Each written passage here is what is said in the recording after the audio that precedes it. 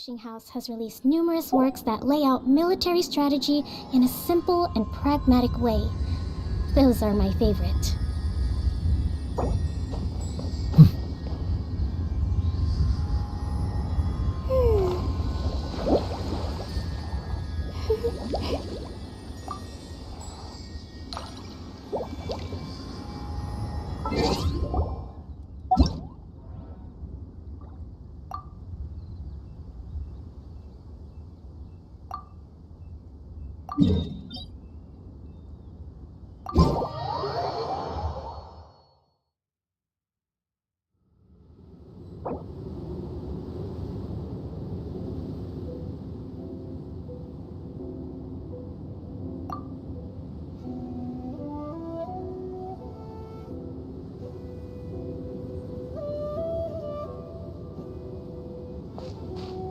To survive hardship, you must prepare for hardship.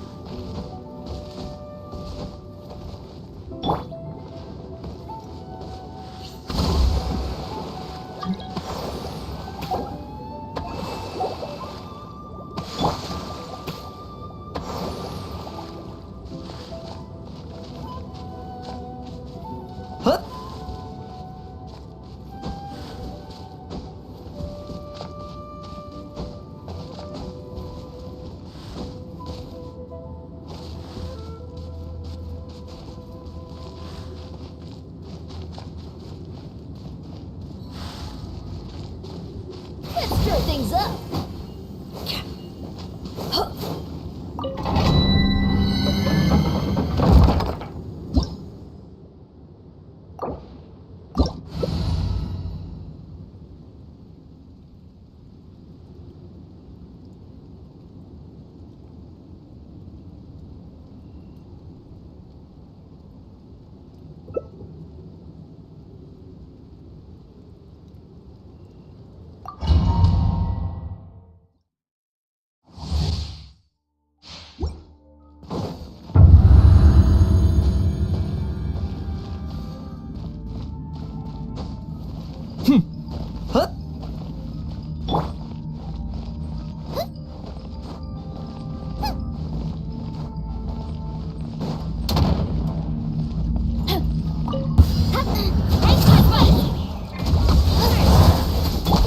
Locked on.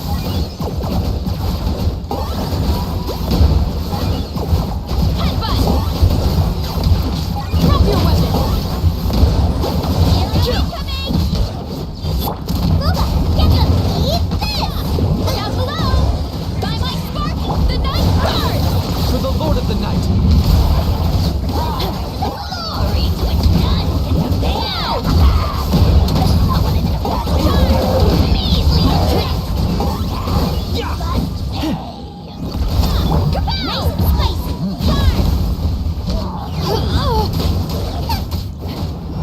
Charge! Target acquired.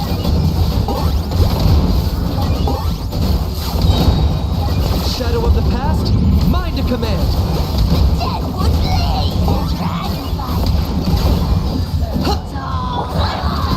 Into the fire!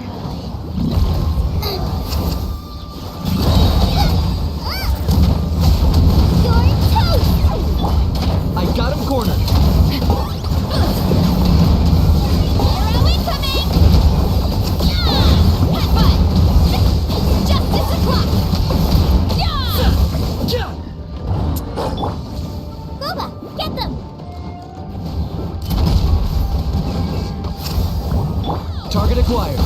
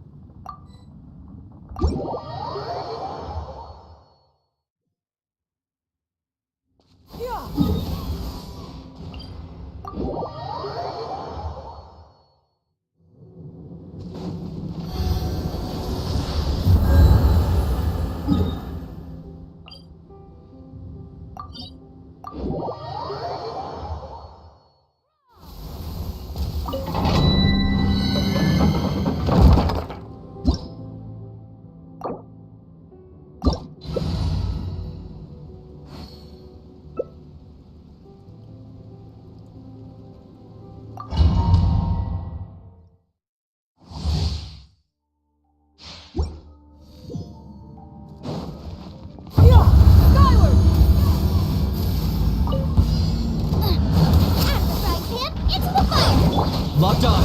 For the Lord of the Night. Glory to its none can compare! Measly insect! You must pay! Nice and spicy! Eat this! Kapow! Arrow incoming! Headbutt! Heads up! Bow before your king! The Deadwood Blade!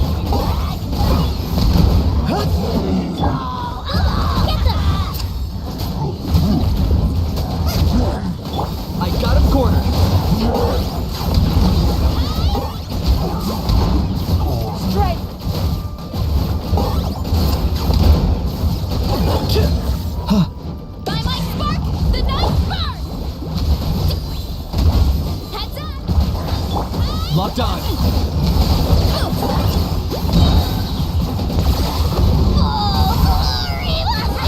Your soul's in sacrifice. Forever home. Nice and spicy. Are you running away? Seize the sky! Yeah!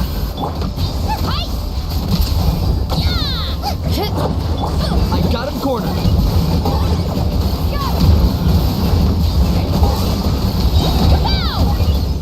For the Lord of the Night. There! You're toast, that move! Measly insects! Now you must pay!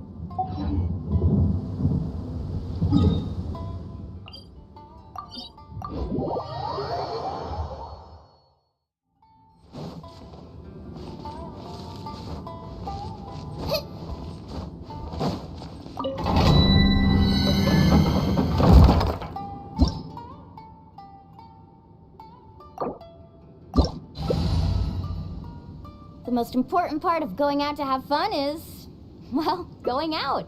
So just show up and I'll handle the rest.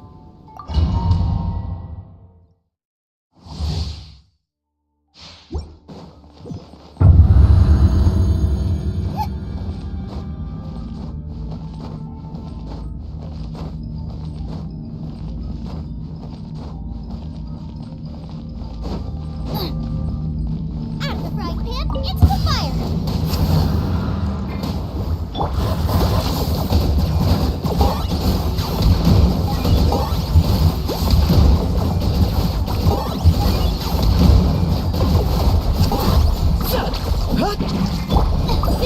Get them!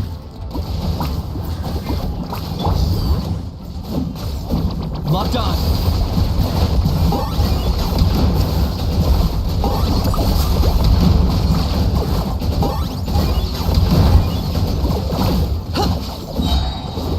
Shadow of the past, mind to command.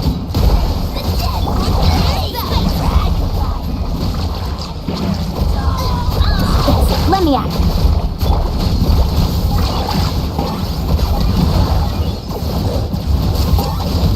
Lightning, check this out!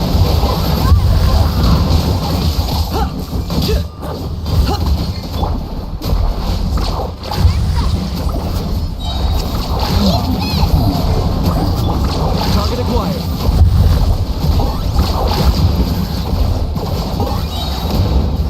Bow before your king! Your soul's in sacrifice! Get them! Forever home! Out of my head! Locked on.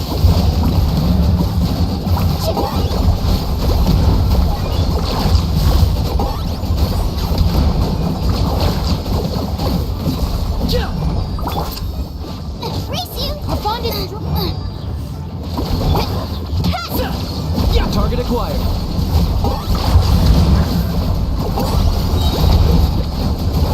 Check this out!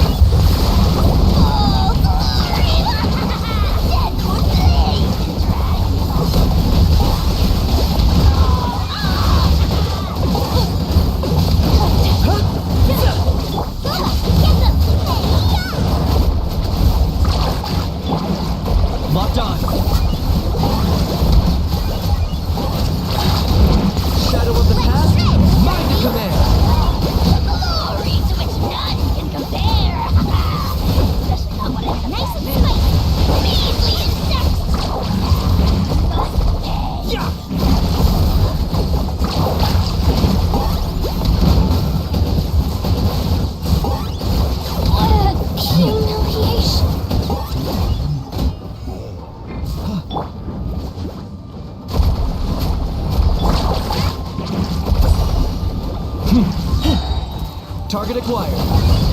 Claim these souls! Sorry for the trouble.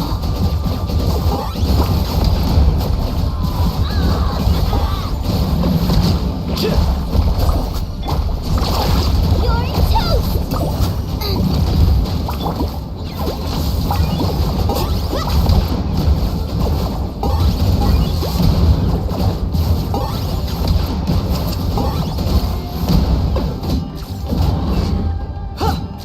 Booba, get them! Race you! Huh? I got him cornered.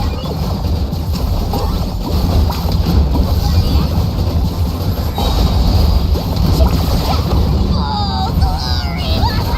Glory to which none can compare! Especially not when I'm in a bad mood. Measly insects! Need a surfboard? Locked on.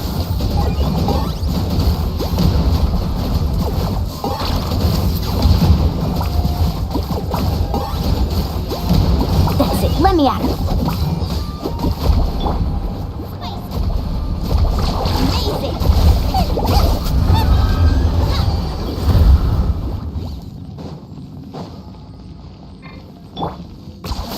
You really are a one-trick pony, you know.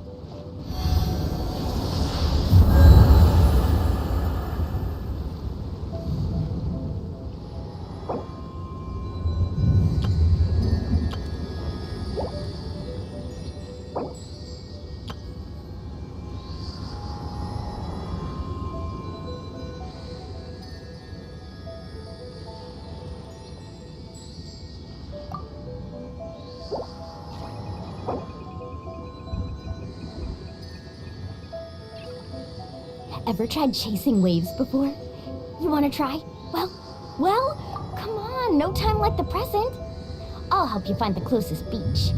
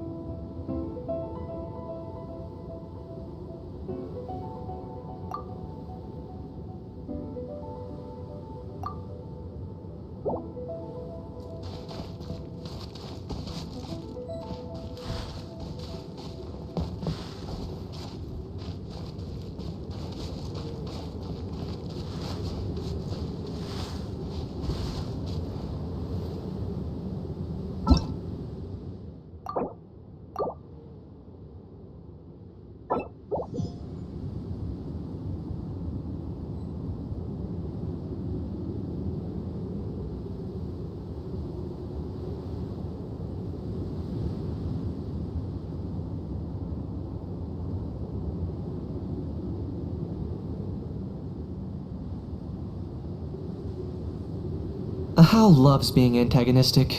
Just ignore him when he's mouthing off. Don't let him get under your skin. Can you... I dare you to release me and say that to my face!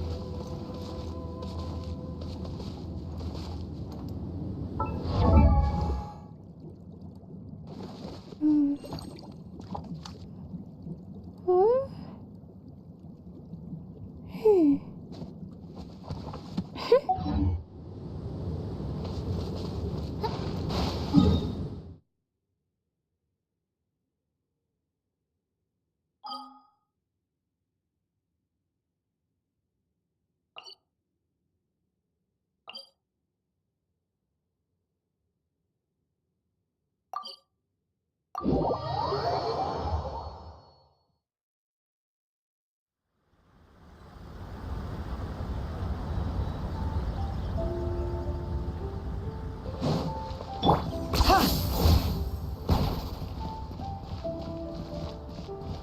Astra Abyss.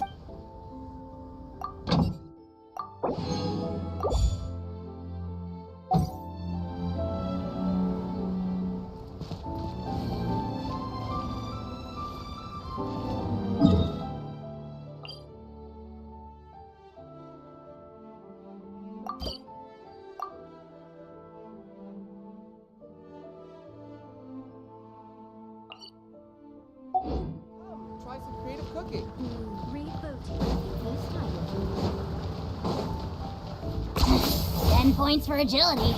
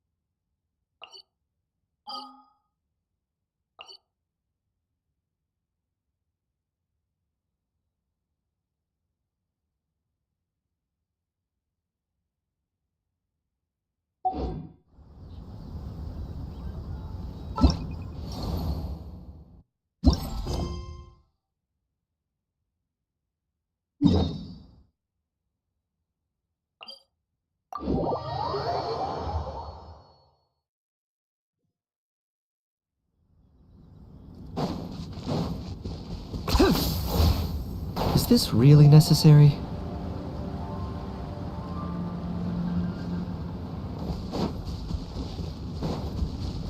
Hi.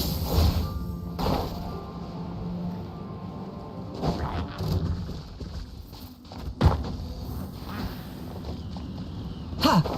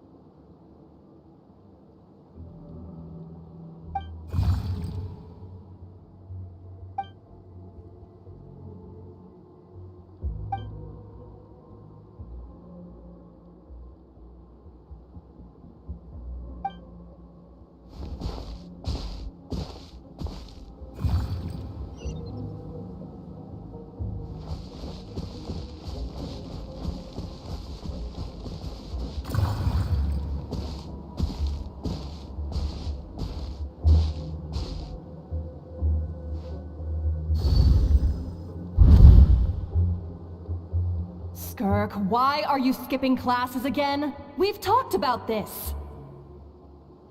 'Cause he's a crabby old man, and he's a boring old man. I don't like going to his classes. Excuse me. You shouldn't talk about your teacher like that. It's very disrespectful. All right, let's not get into a big fight about this. SKIRK's learned what she needs. There's no point forcing her to sit through more classes if she doesn't want to be there. But I'd still love to hear about what you got up to yesterday. Why don't you tell your dad all about it? I went diving, and I saw this huge fish. I never knew they could get that big. It looked kind of dumb, though, with that stupid big fat head. I tried to shake its fin, but it just spat water at me. Oh, and today, I'm gonna go to that prairie up north. There's supposed to be this giant bird there that can spit fire. I bet if I climbed on its back, it could fly me all the way to the stars. Then I suppose your old dad should get one as a pet too. Otherwise, how are you gonna hear me call you for dinner up there in the stars? When it's time to eat, I'll come back on my own, Zilly. Anyway, gotta go. Bye, Mom. Bye, Dad. Wait! Put on a coat at least. You'll catch a cold. I'm talking to you, young lady. You spoil that child, you know. Ever since that merchant ship arrived, she practically lives outside. Always going on about exploring the beyond one day, whatever that means. Ah, let the kid do what makes her happy. Besides, we both know you're all bark and no bite. Come on, our little adventurer is gonna be hungry when she gets back. Let's get started on dinner.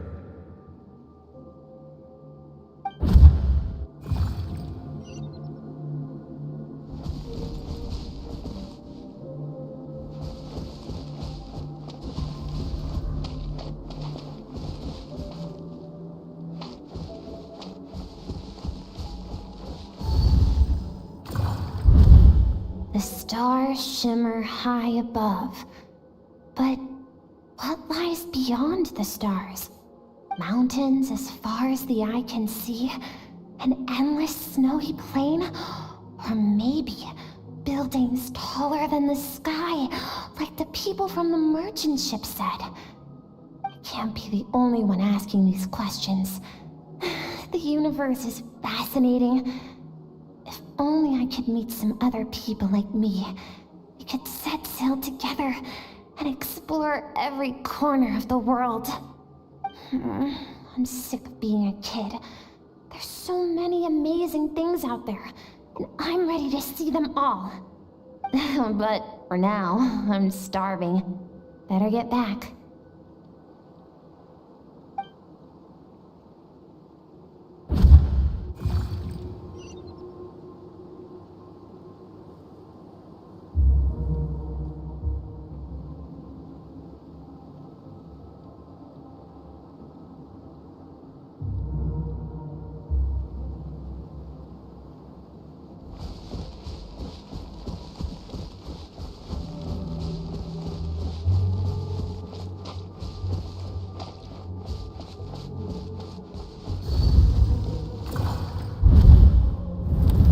Don't let a single one of them get away! No, please, spare Why? the children. Stay back. They're coming! Run! Eliminate the threat. Take them down. Don't be scared. This way! We'll never make it. Fire. There's fire everywhere. What happened? I told you we shouldn't have trusted these outsiders!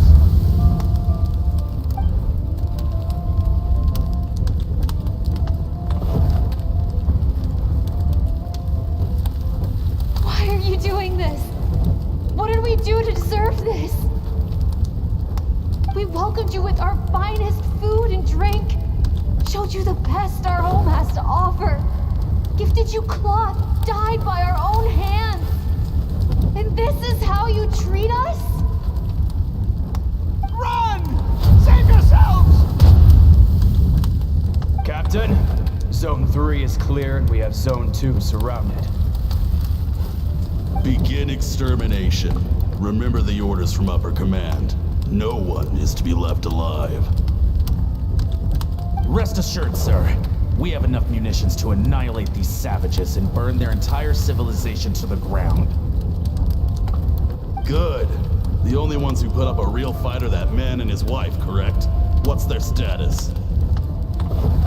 We shot the man in the ankles and the wife broke her wrist attempting to fight back.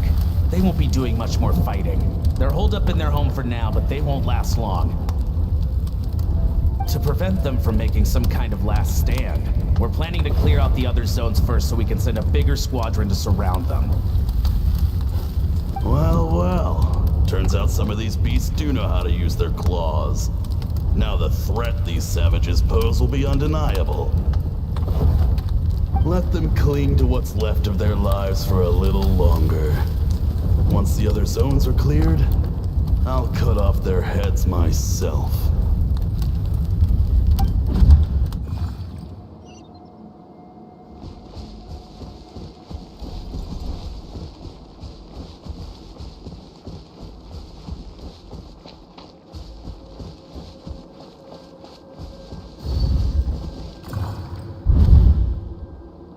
Dad? Mom? SKIRK! You're alright! Thank heavens! I'm so happy to see you, sweet girl. But you need to go. It isn't safe here. They'll be back any second. What happened?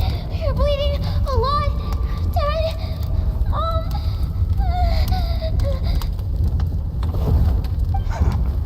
This is the place.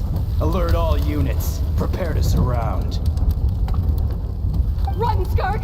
Run as far away as you can! Don't trust anyone! Your dad and I, we're not afraid to stare death in the face, but we need you to survive. My clever girl, so curious. You're already so brave. I know you're going to grow up to be such a positive light in this world.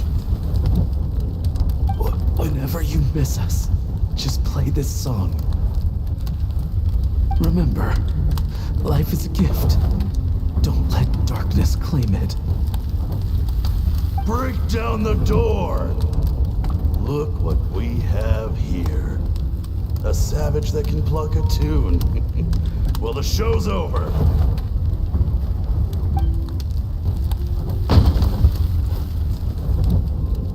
You! Stop singing! Shut it! I said shut it or I'll make you! Fine. Have it your way.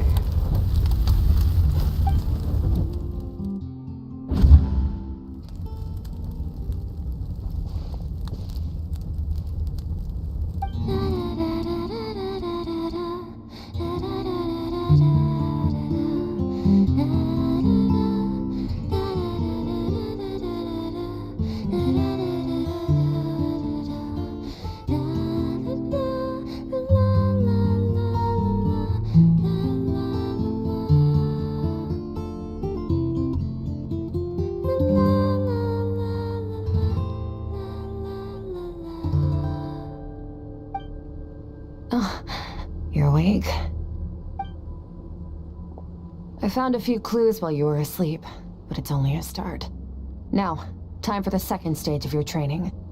This time, the focus is elemental energy. Come find me when you're ready to begin.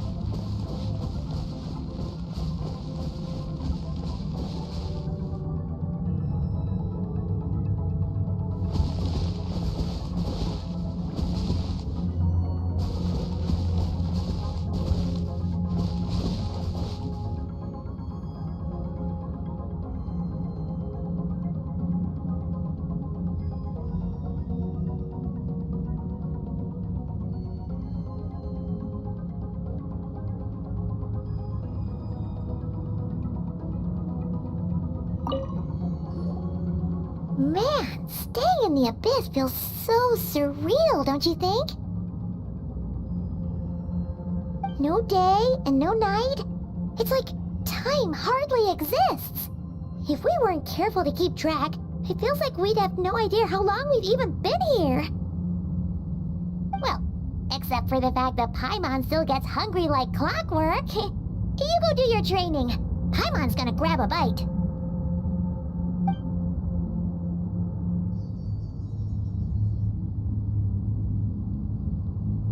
The way I see it, the pursuit of power is divided into 3 stages. The first is mastering the use of standard weapons. Next is learning how to harness natural energy.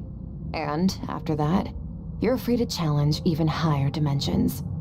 The natural energy of Teyvat is, of course, elemental energy. But that's not my area of expertise. I draw from a different source of power. Abyssal power, yes. Also known as the power of the Void Realm. My master, Sertologi, is a true expert in that area. After all, he was one of the group of 5 that infamously stole the all-encompassing power of the Abyss, an act for which the people of Conria gave them the epithet, the 5 Sinners. The elemental energy of Teyvat, on the other hand, is derived from the power of the Light Realm. These 2 forms of energy exist in direct opposition to each other. Suffice to say, there's not much I can teach you this time. A keen observation, traveler. Call it respecting local norms. The Abyss stands in direct conflict with the will of this world. So, to make my life easier, I disguise my power to make it appear cryo-like in nature. It's a technique I learned from some Conrian ruins, known as the 7 Shifting Serpent. If you ever change your mind about delving into abyssal power, I can teach it to you.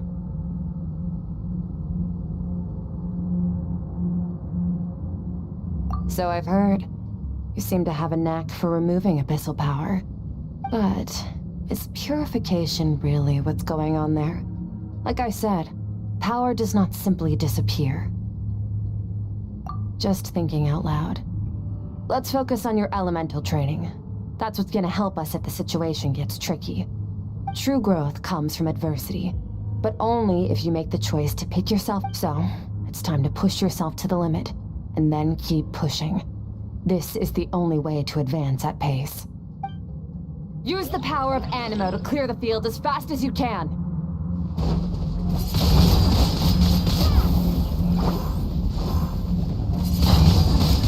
Windblade!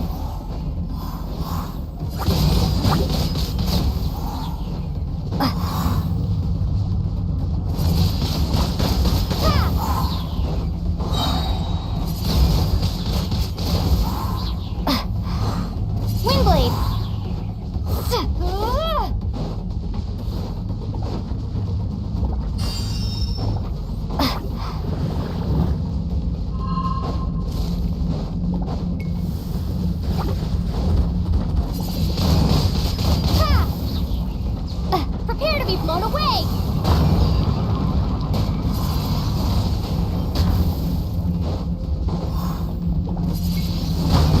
Windblade! Ha! Windblade! Observe your surroundings. Look for things you can use to tilt the scales of success in your favor.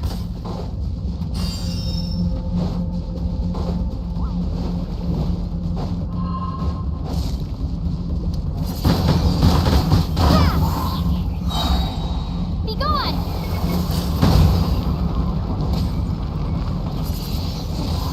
Ha!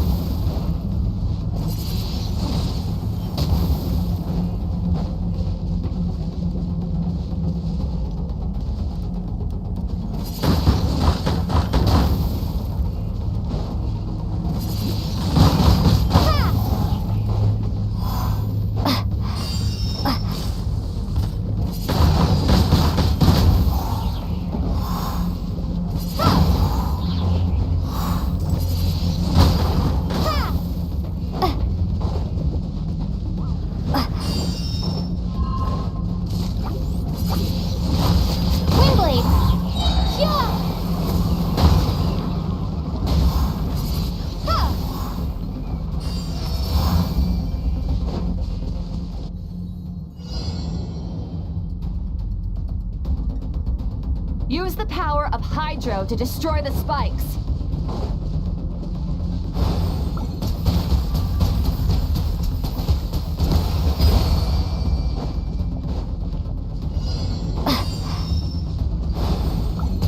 Faster.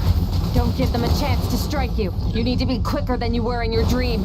You can't afford another injury like that.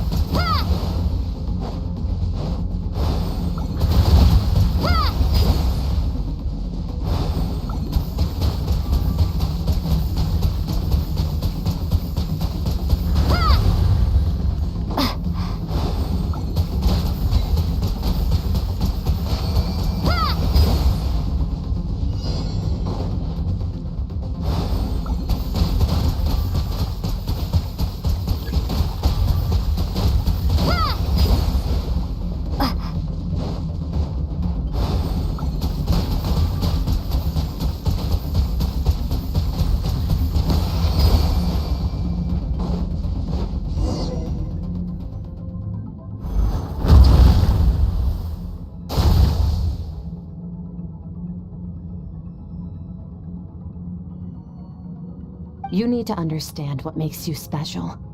The ability to wield elemental energy without a vision and switch between the elements at will. It means your aspirations need no approval from the gods. Your power is not bound by the rules of this world. So be bold. Do not be afraid to chart your own path.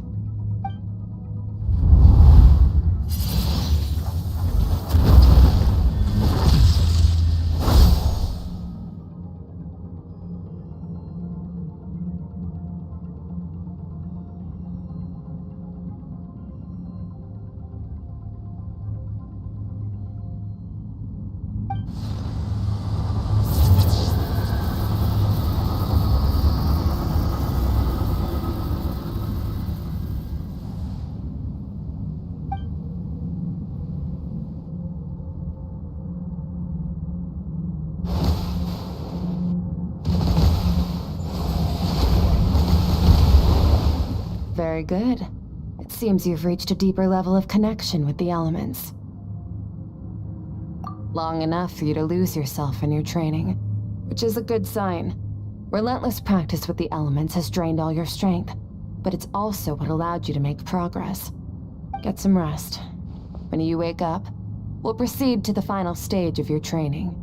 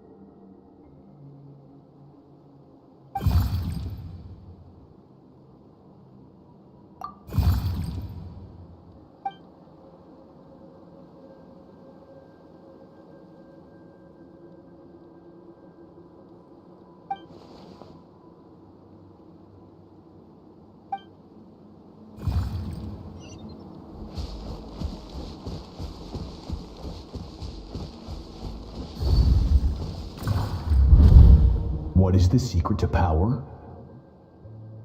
Longing, hatred, self-preservation. No, it is fear. The fear of losing those you love. The fear of watching your home burn. Fear of loneliness. Fear of death. Fear is the source of evolution. It forces humanity to adapt to their environment and overcome hardship. It is in the process of prevailing over our fears that we surpassed first ourselves and then the rest of the world. That fear is now part of you. It calls on you to evolve. is time to answer.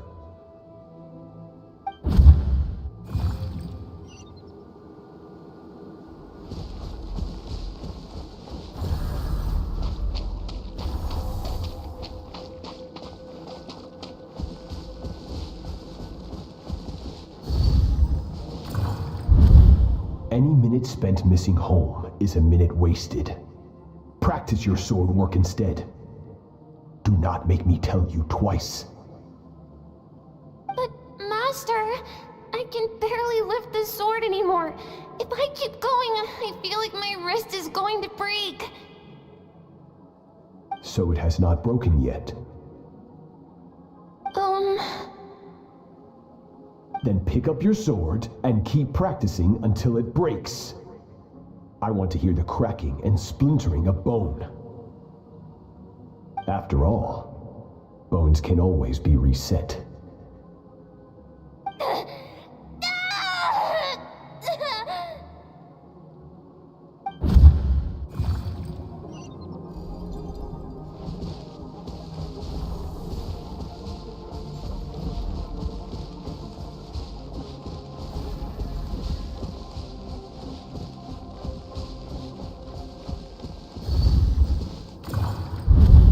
Good, SKIRK.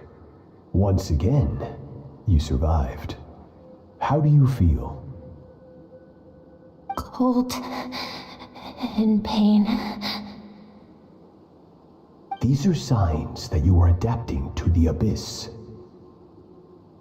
Each time the flesh is torn and the spirit crushed, each time you claw back from the brink of death, you become stronger. I now understand why these people sought to destroy your homeland.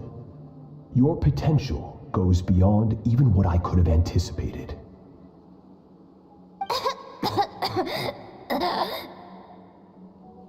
But you still have much to learn in your pursuit of strength. Your mind is rife with distractions. From now on, I shall show no mercy in your training. You must learn to shut out all the pointless emotion, crush the self that makes you weak, and become master over your physical form. Get up, SKIRK. Wipe the blood off your face. Cut away the rotten parts of your flesh, and mend what is broken. Then take up your sword.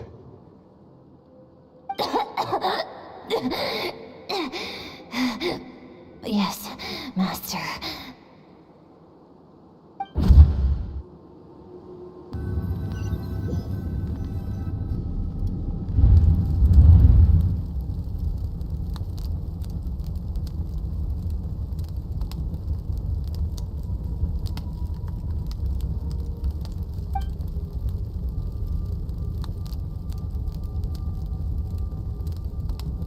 You're up!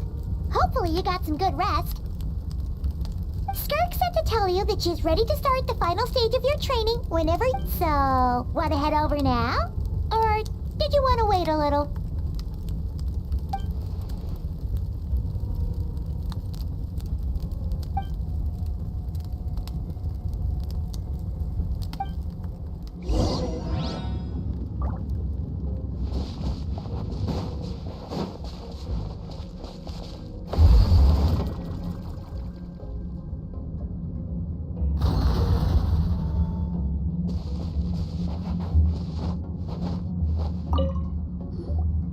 From your training so far, you have gained a better command of the sword, and more control over your elemental abilities. That's only part of it. Experience is the real teacher. Your journey, the friends you have made, the dangers you have faced, these have taught you more than I ever could. Now, it's time to focus on how you react under pressure. You must be able to think rationally, even in unpredictable combat situations. To simulate this, I'm going to attack, and you're going to block. Ready?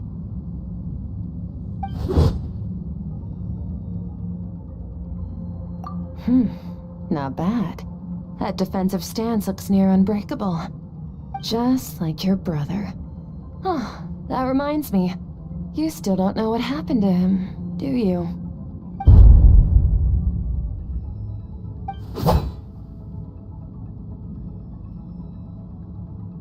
Hey, no fair! That's cheating! You think every opponent has the same moral code as you? You can denounce their deplorable methods all you want, but only if you live to tell the tale. The dead don't get to complain. Strong emotions will always arise in combat. Anxiety, anger, fear. But a true warrior is never at their whim. Only when you are free from the influence of emotion can you make the right choice, no matter the situation. How amusing. Almost sounds like you think you know me. But you don't. You can choose your own path. We are not the same. Let's begin. Try to use reason over emotion. Make the most rational and advantageous decision in any given moment. This is your final training session. Look alive. Same drill as before, but this time I'm going to interfere. Hold your focus.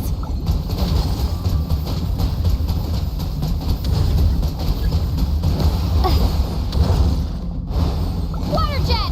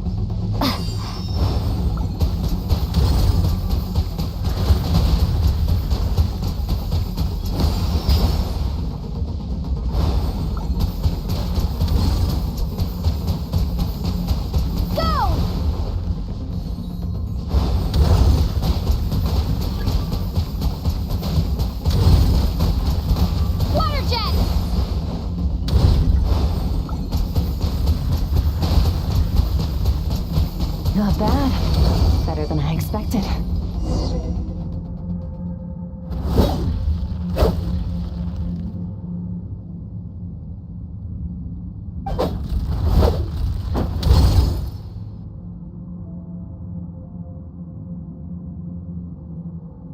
You're getting the hang of it.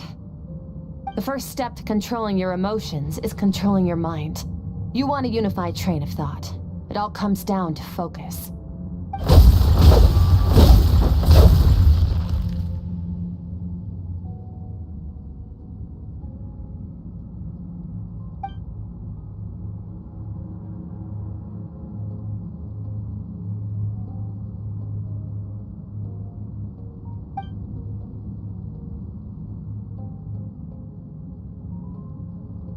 Your mind is rife with distractions.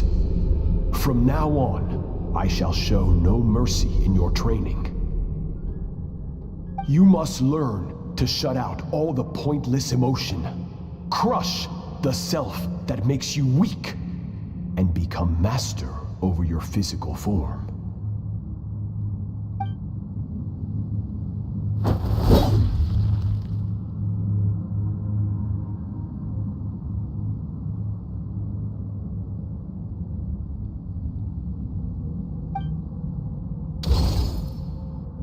Stop. Let's pause here. One look, and I can tell your mind has wandered. That's to be expected. There's a limit to how long a human being can concentrate on one thing.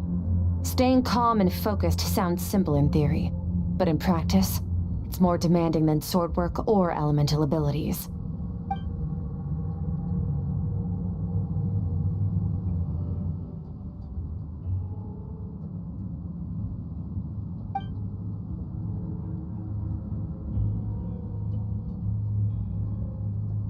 Get some rest. No point training further if you're already dead on your feet. Like I said at the beginning, the only goal of this training is for you to reach a point that you're satisfied with. You managed to push past your limits, which is a good start. You can be proud of that and sleep well knowing that you've earned it.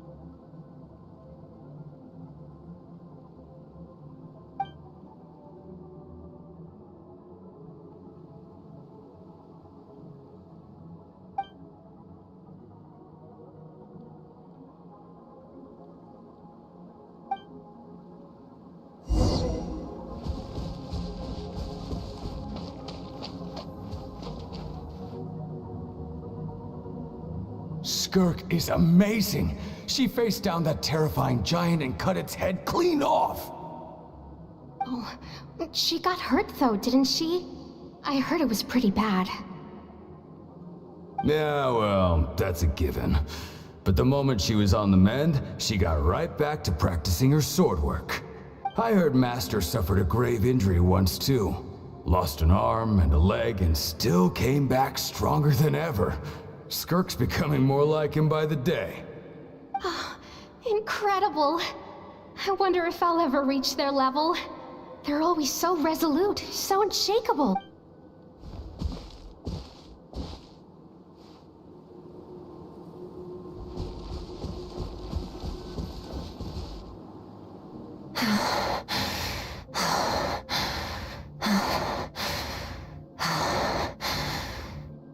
Pathetic. You're not even trying. You're so much weaker than you think. SKIRK, have you become a positive light in this world? Do you even remember how many of us perished in that fire? How many bodies were left to rot on the scorched earth? Yet you alone live on. Keep your gaze fixed on your blade. You don't deserve to rest. I have so many questions. I just want to jump in a spaceship, explore the whole universe, and get answers from the stars. I just need to wait till I'm grown up. Then, I can do anything. Now, you must bid farewell to who you were in the past and become someone stronger. Run, SKIRK, run! Only death awaits us here. Keep running, and don't ever look back.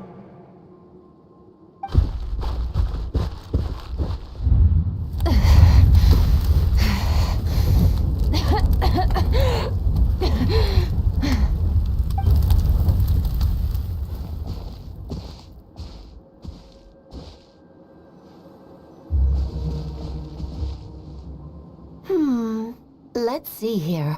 First things first, you need a new identity. Going around telling people you're from somewhere beyond the stars won't do, now will it? How about saying you hail from beneath the earth instead? As the Conrian saying goes, venturing out into the universe and down into the abyss are the same in that both are braving the dark unknown. Well, I'm a visitor on this planet, so I'll follow the rules. Ah, splendid. That saves me quite a bit of trouble. Let me offer you a piece of advice in return, although it might not be what you want to hear. I know the pursuit of strength is important to you, but taking a moment for yourself every once in a while is never a bad idea. Ignore her existence for too long, and there will come a day when you can no longer hear her voice.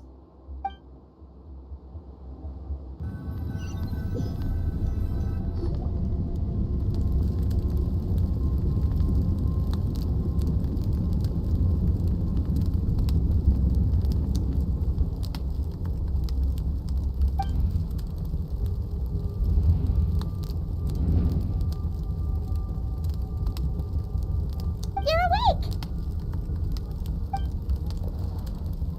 You must be starving, right? Ta-da! A bark? Of course you are! That's why Skirk and Paimon got this all ready for you. Dig in! Before it gets cold. Ah, well, if you're around someone long enough, it's bound to happen. Plus, Skirk can cook. So, Paimon decided she can forget the whole Ice Queen thing. Paimon's not one to hold a grudge. Here's an idea.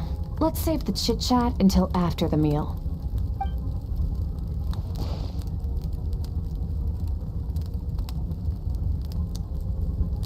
Ugh, so full. Okay, it's Paimon's turn to sleep now. Wake her up when it's time to go.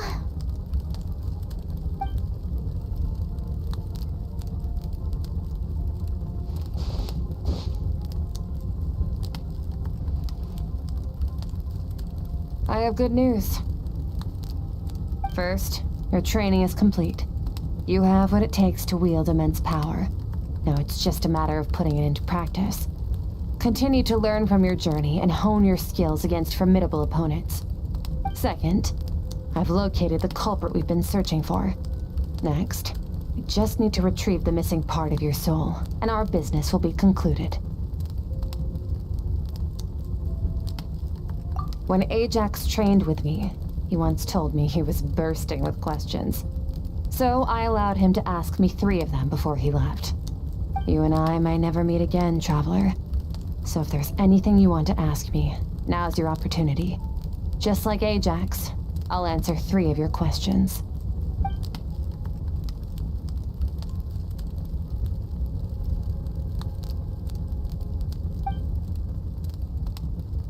Okay, not the angle I was expecting. What makes you ask that?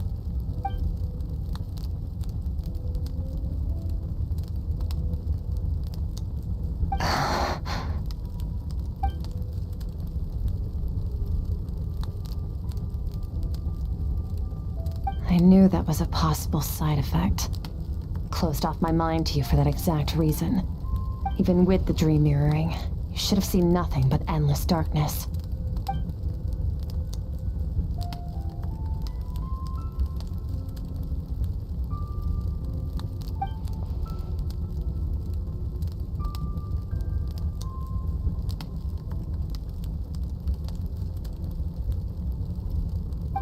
Whatever. Must have been a flaw in my execution. I shouldn't be too surprised. Due to some recent circumstances, my self-control has been lacking as of late. Since you've seen what you've seen, there's no reason to hide the truth. All I ask is that you keep it a secret. No, I'm not from Teyvat. I'm from a different planet. And there was a time when I journeyed through the stars. A lot like you in some ways. No, we're different in that respect. You're influencing the fate of this world.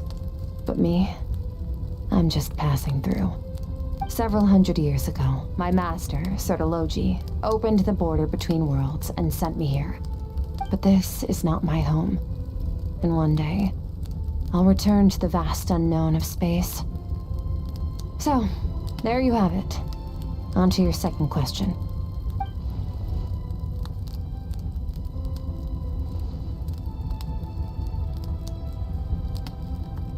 To become stronger. For certain reasons, I need to bridge the power gap between me and my master as quickly as possible. But first, I need to understand the source of his strength. To do that, I need to follow in his footsteps. Walk the path he once walked. And somewhere along the way, I'll find out how to defeat him. That is my sole focus and purpose. Okay. You have one question remaining.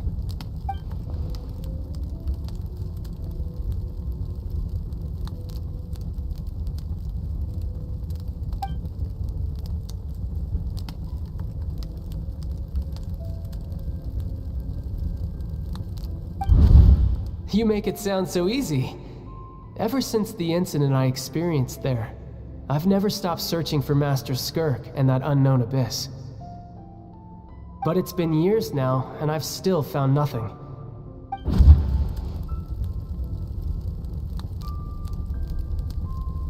Well, your last question? Ajax. His situation is different than yours. Before you ever crossed paths with me, you'd already encountered many formidable people, studied their techniques, and developed your own skill set. So, during your training, all I had to do was build upon that foundation. But Ajax was so young when he came to me. A complete blank canvas. Children can't help but imitate their role models. In the long run, that would only hinder his growth. Once Ajax has enough strength in his own right, I will allow us to meet again. Until then, let that motivate him to reach his full potential.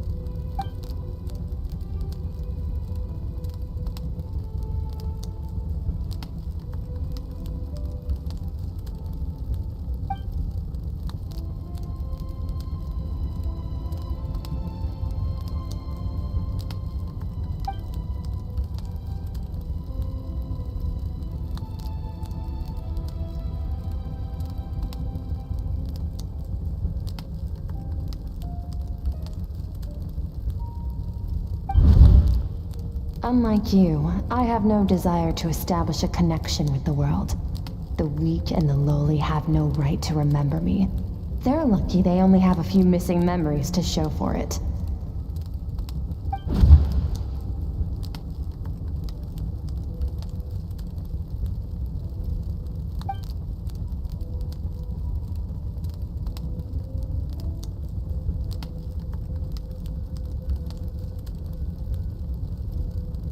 Wake up your companion.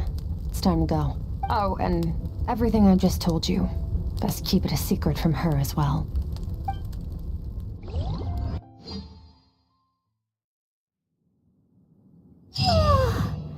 Time to go.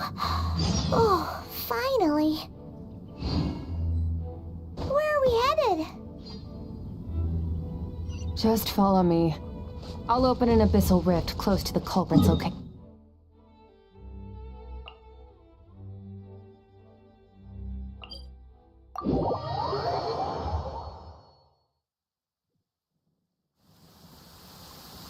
Allow me.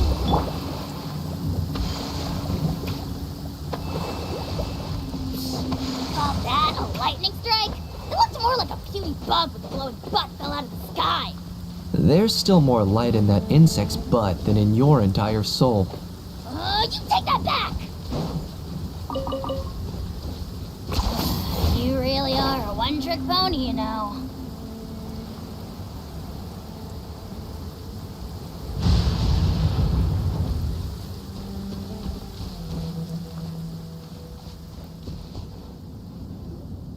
Wait.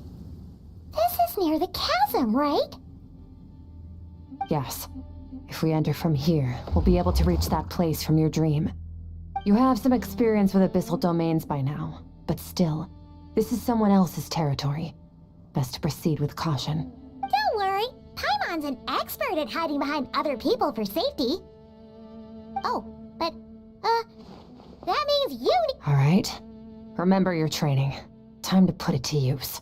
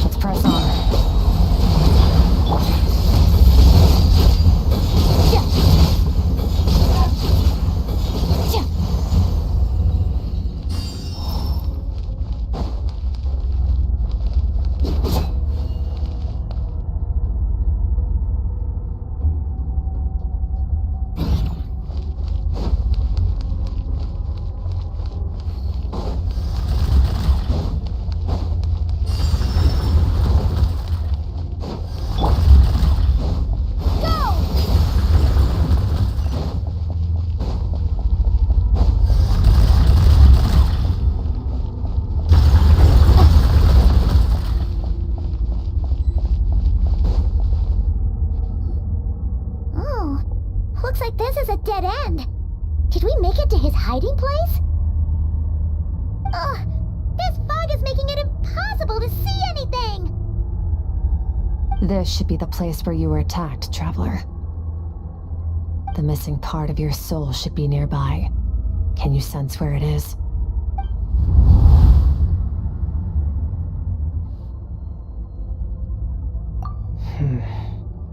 Our opponent must have covered his tracks just in case. Otherwise, you should have sensed it much more strongly. Hold on! Look! The spikes are back! Stay calm. Let's hold back a little. Give our enemy some wiggle room so we can see what we're dealing with. If you're too reckless, we might be playing right into his hands. Our enemy took part of your soul for a reason. It's likely he integrated it into his attack somehow. If we're smart about this, we can track it down.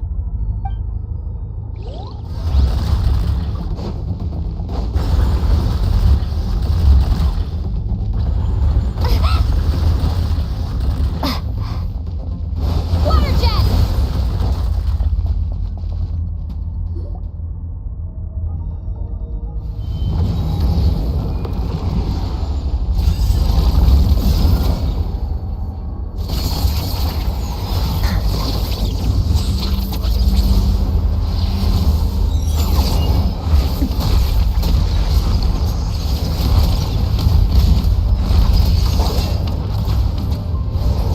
From the start, the attacks have been focused on me.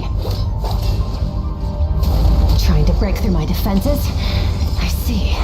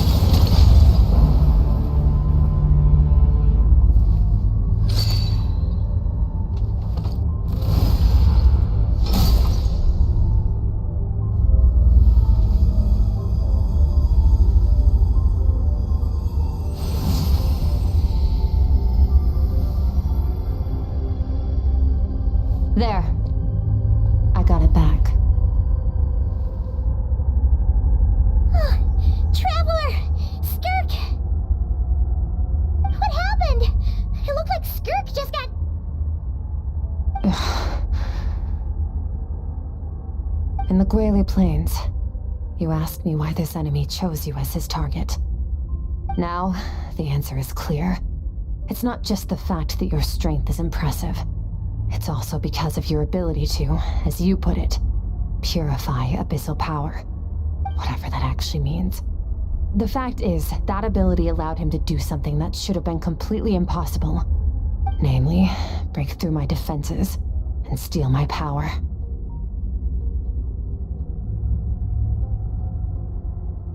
No, he couldn't have known I'd come to his domain. He only stole your soul fragment because he knew the value of its power.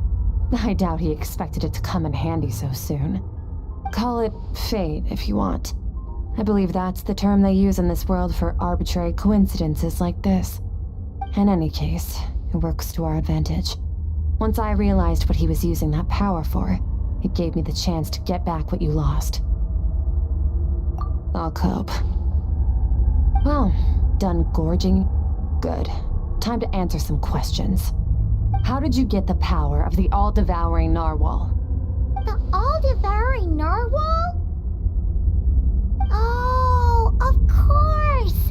Paimon knew that spike thing looked familiar. It looks just like that narwhal's horn! I highly doubt you acquired that power through your own strength. Tell me I'm wrong.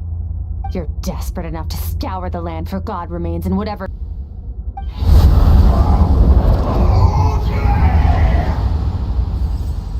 What's wrong? Bit off more power than you can chew? You're struggling to hold a basic conversation. Just a little longer. I'm still...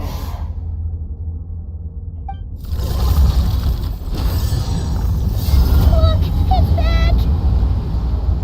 Those obsessed with power will let it devour them before abandoning their pursuit.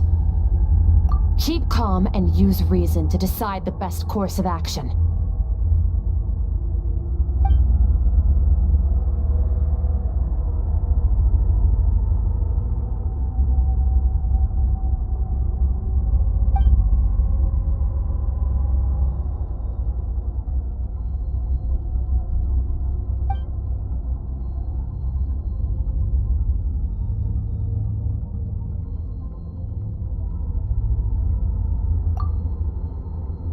Wise decision.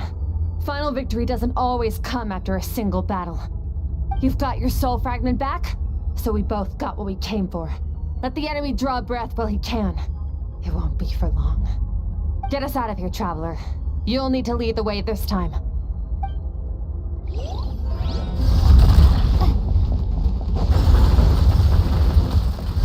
SKIRK, is your shoulder gonna be okay?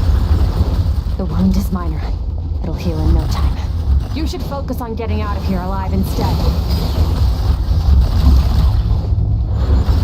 Uh-oh! Falling spikes! Run!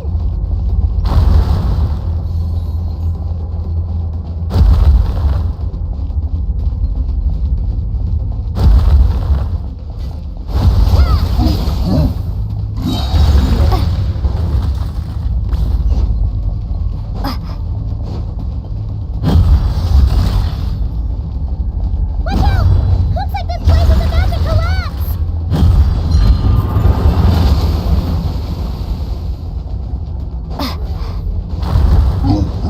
So, this guy's power has something to do with the all-devouring narwhal. Did you know that all along, SKIRK? I had my suspicions. That's why I decided to investigate.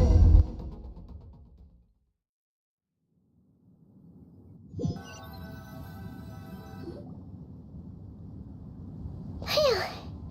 Oh, we should be safe here, right? I no longer sense his presence. Can't have followed us out of that abyssal domain. Weaklings like him will find that my power is not so easily controlled. He won't be leaving that place until he's managed to digest it.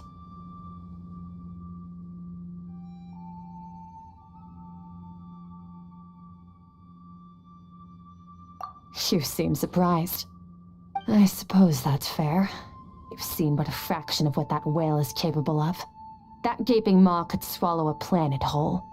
It's called the all-devouring narwhal for a reason. Devouring is what it does best. It can extract power from anything, dead or alive, as long as it manages to make physical contact. Yeah. When we had our run-in with that thing, Neverlet mentioned that it has an instinct to devour. Your dragon friend recognized the nature of its abilities and used the power of Hydro to protect you. That worked because it was in a satiated state, so it was somewhat less aggressive than usual. It's a different story when it has no more power to feed off of. That's when its true voracious nature kicks in. It could devour everything on the planet in that state, which is why I cast it into that void space. But I hadn't counted on there being anyone left on this planet capable of wielding its power. To me, that says he must have encountered the whale a long time ago. Meaning, he must have known my master. Exactly. It told me everything I needed to know. Hence why I said we both got what we came for. And I believe that brings our transaction to an end. Now that you're whole again, you can get back to your own journey. I'll handle the rest of this situation myself. No way! We can't leave now! Something was stolen from you because of us! We have to help you get it back! This isn't my first taste of failure or losing power. When you fall, you get back up again and become stronger. That's how it is. But what if that monster finds you before you're all better? Plus, how are you gonna get home? It's not like you can just go swoosh and open a door to the abyss again. Not without your full strength. So, sticking with us for the time being doesn't sound so bad, does it? Fair enough. Then take this. What is it? A bag of Mora. Nothing in this world is free. I know that much. I'll leave the planning to you. Hurry up and decide where to go. We should take SKIRK somewhere she can rest. But where?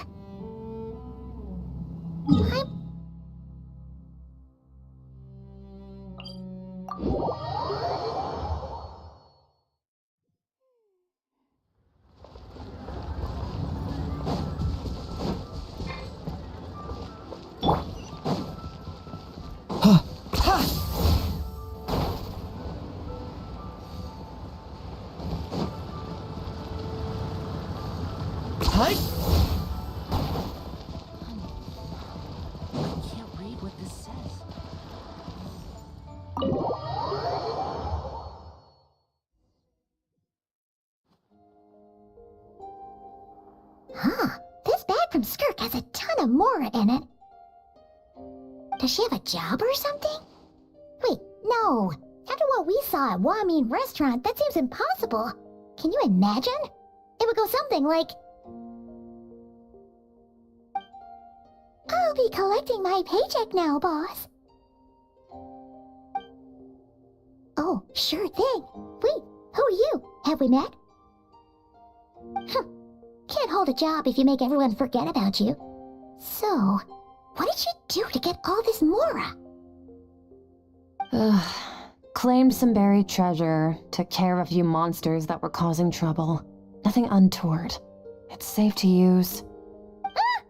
You heard all that? A sonorous voice like yours is hard to miss. I wouldn't be surprised if the sound of it traveled to the nearest mountaintop. Then, did you by chance happen to hear Paimon's little, joke earlier? You mean when you called me Frosty the Lavender Melon?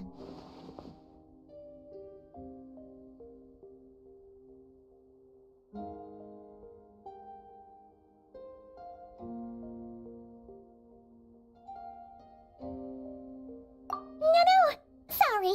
Paimon totally misspoke just now. She didn't say that at all. It was, a Paimon lookalike. Yeah, she's a piece of work, that one. Always impersonating Paimon and giving people weird nicknames. Okay, fine. The truth is, Paimon didn't like you all that much at the start. But things are different now. You helped the Traveler in a big way, so... What do you say? Friends? I noticed there was only one bed. Go ahead and get some rest.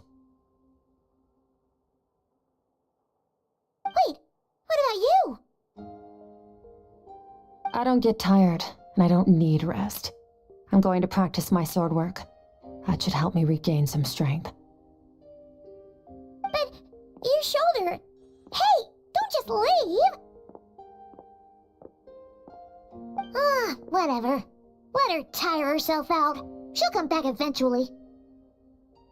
Let's get some sleep, Traveler. That comfy bed is calling, Paimon.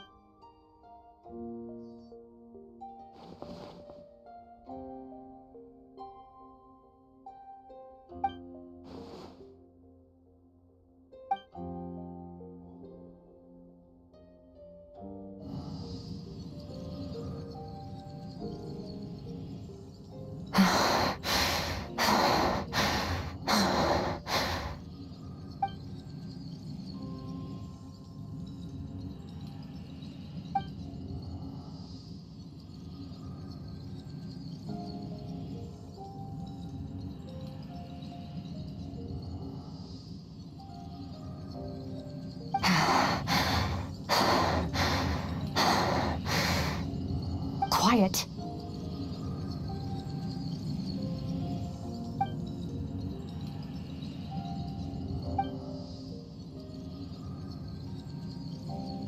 Do you even remember how many of us perished in that fire? How many bodies were left to rot on the scorched earth? Yet you alone live on. Keep your gaze fixed on your blade. You don't deserve to rest. Run! SKIRK! Run! Only death awaits us here. Keep...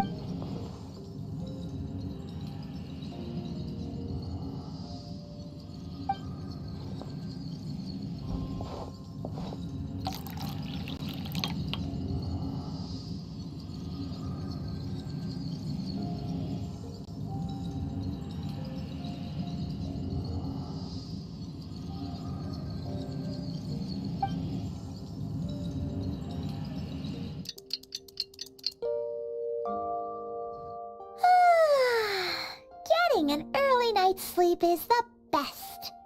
Wait, SKIRK? Have you been sitting out here the whole night?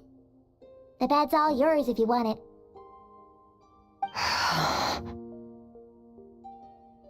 About 60%, maybe 70. Whew! Paimon thought it would take at least a couple of days. That was... No, not fast enough. That's 20% less than last time. Same training regimen? No. I think the problem's with me. I need to meditate for the next 2 days. Deep introspection should help me find the issue. Ooh, sounds intense. We'll watch over you in the meantime, then. Thanks. See you in 2 days.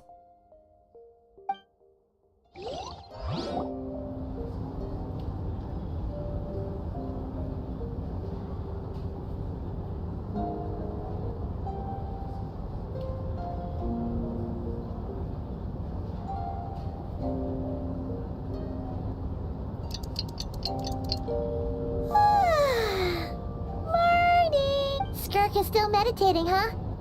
It's been 2 days already. Shouldn't she be awake by now? Paimon can't think of anything we can do to help. Oh, wait! Breakfast! That's it! Paimon will go get breakfast! SKIRK is gonna be starving when she wakes up. Be right back.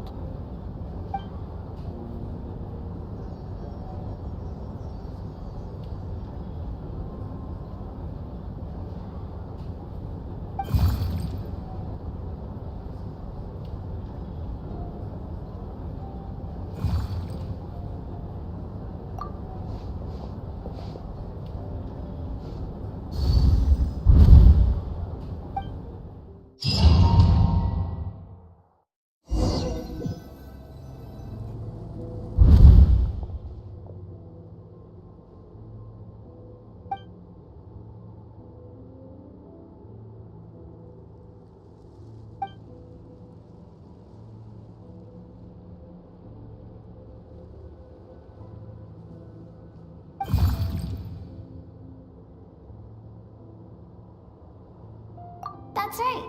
This is SKIRK's inner world. Think of it as the threshold between the soul and dreams. This isn't your first time here, but what you remember is probably a space covered in darkness. Actually, it's my first time talking to someone like this. I only managed to break free and bring you here because the injury weakened her power. I guess that's why I can speak again, too. Call it fate, if you want. I think that's the word they use in this world for lucky coincidences like this. Now, before I take you to her, I gotta ask. You're the first outside visitor to ever come here, so what's your impression of this place? Oh, you noticed. This river represents SKIRK's strength. Strength accumulates over time. It is the summation of a person's lived experience. So this river is where all the fragments of SKIRK's life should converge into a single stream of memories and emotions, flowing forward as one. But as you can see, this river has been severed numerous times. It's because SKIRK doesn't like who she was in the past. And all she sees reflected in the river is a disgraceful shadow of who she was. She cuts through water and rock with the sword of reason, severs her connection with the past, and begins anew. You must learn to shut out all the pointless emotion. This isn't my first taste of failure or losing power. When you fall, you get back up again and become stronger.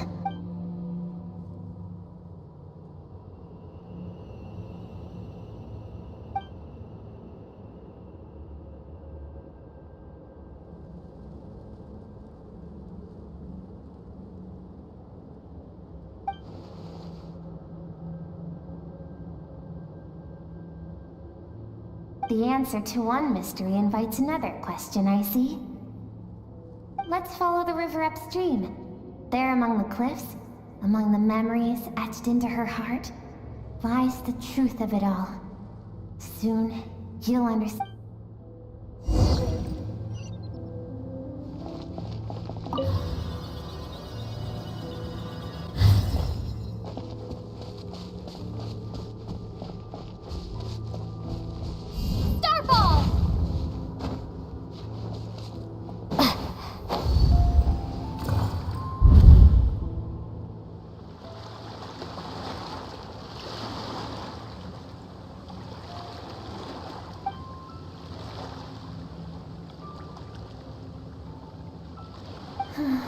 I've always thought that, even when falling leaves don't come from the same tree, they can still form bonds of kinship when they meet.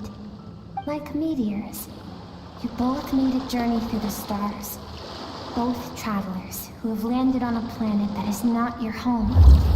Yet, when she first noticed your presence, although she hesitated for a moment, she still chose to walk away, indifferent as ever.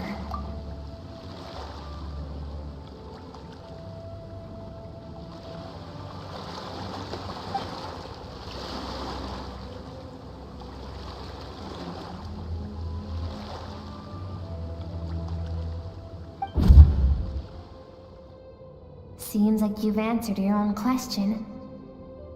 SKIRK sees herself as a trespasser in this world. She's made a conscious choice to avoid altering its path. But the reason for that decision stems from events much earlier on in her life. Let's keep going. It's still a long way to the source of the river.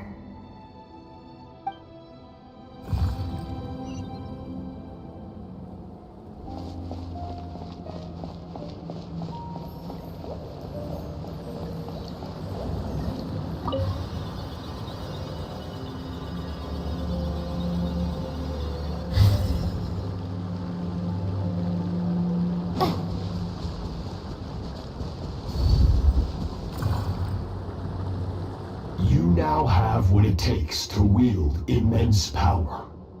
From this day forth, I shall teach you no more. No one can become a worthy warrior through imitation alone. I have given you fangs and claws.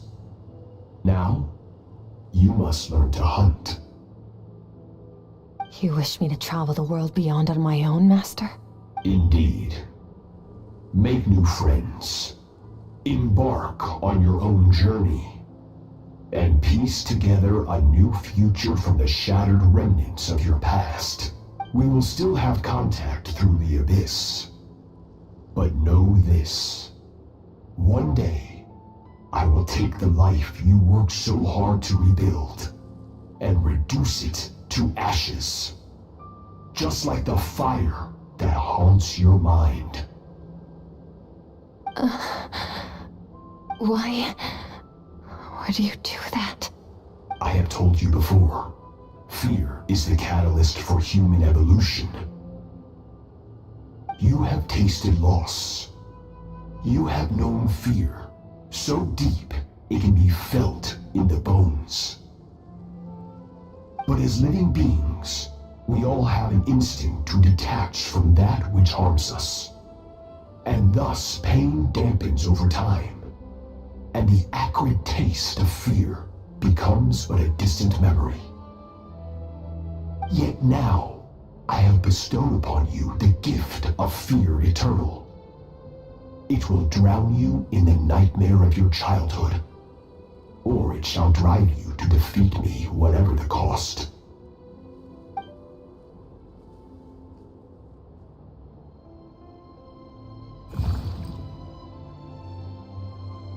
That is what SKIRK's master, the foul Sertology, looked like at one point in time.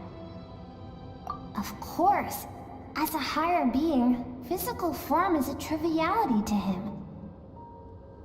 He could appear as a beast, a human, or even a monster that defies description.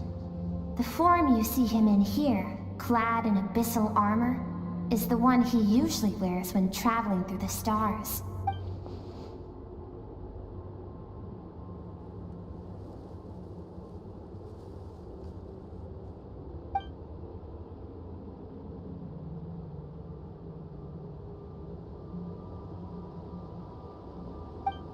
For certain reasons, I need to bridge the power gap between me and my master as quickly as possible. But first, I need to understand the source of his strength. To do that, I need to follow in his footsteps, walk the path he once walked, and somewhere along the way, I'll find out how to defeat him. That is my sole focus and purpose.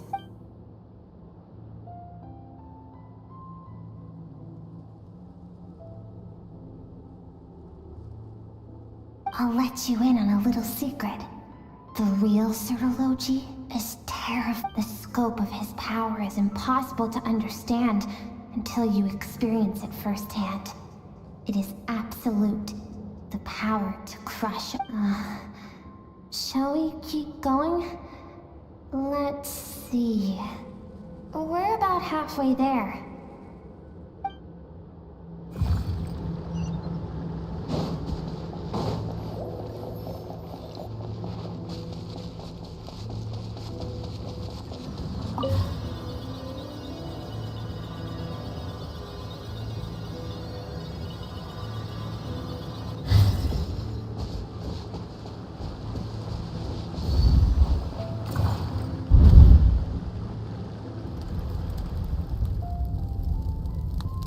We've made it quite a ways already. This is SKIRK, when she first began training under Sertology. I have set your broken wrist. Tomorrow, you're to train twice as hard. No tears this time. Good.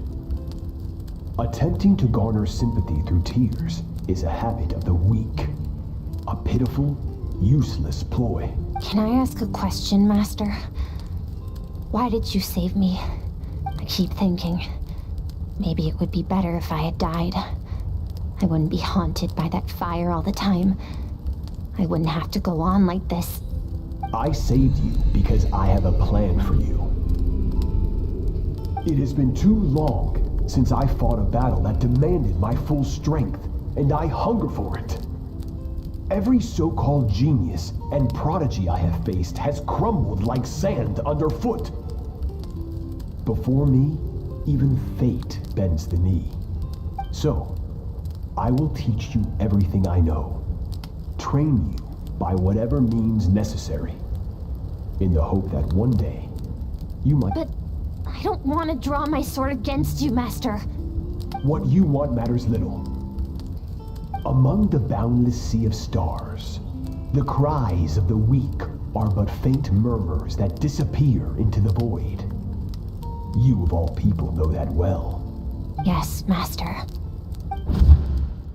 From that day forward, all she knew was grueling training, emptiness, and fatigue.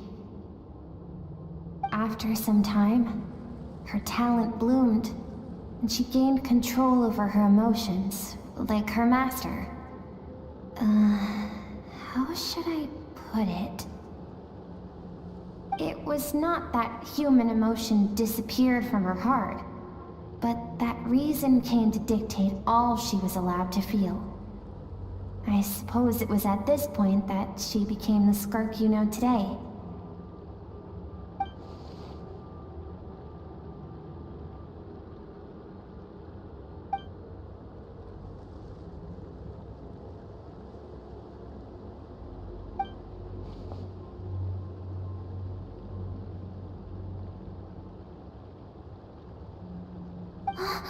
We're nearly there. I almost don't want to reach the end. Well, shall we? This is the final stretch.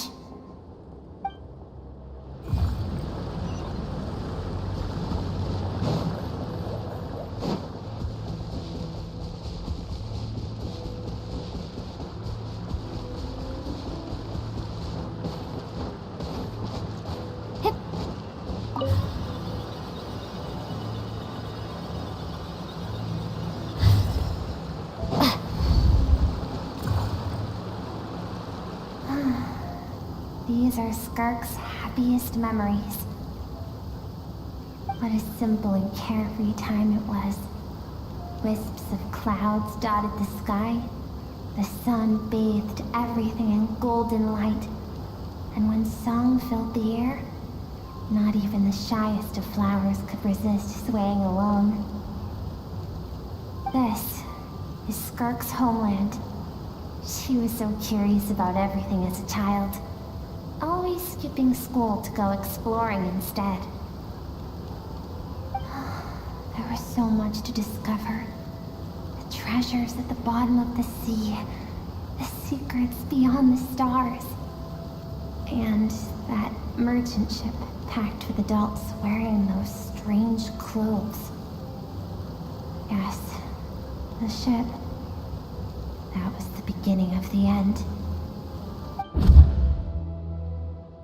It was a spaceship. When it arrived, the people that disembarked wore smiles on their faces and spoke of friendship. They claimed to be merchants from a neighboring planet, looking to establish trade. SKIRK's parents, her relatives, her neighbors, everyone welcomed the newcomers with open arms and allowed them to explore the planet. To them, the visitors were guests and should be treated with hospitality. No one had any idea of what was to come. Several months later, an army of unknown origin arrived without warning and carried out a ruthless campaign to destroy everything and everyone on the planet. SKIRK had skipped school that day, like so many times before, so she was not caught in the immediate wave of destruction. But when she came home that day, only fire and ruin awaited her. Countless people cried out to her for help. People she knew and loved. Friends and relatives. The little girl who lived next door. The shop owner with the bad leg. The bad-tempered teacher she had made fun of just that morning. Their lives were discarded like worthless trash,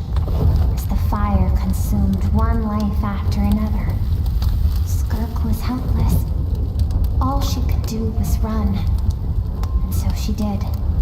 She kept running, until an unexpected figure crossed her path.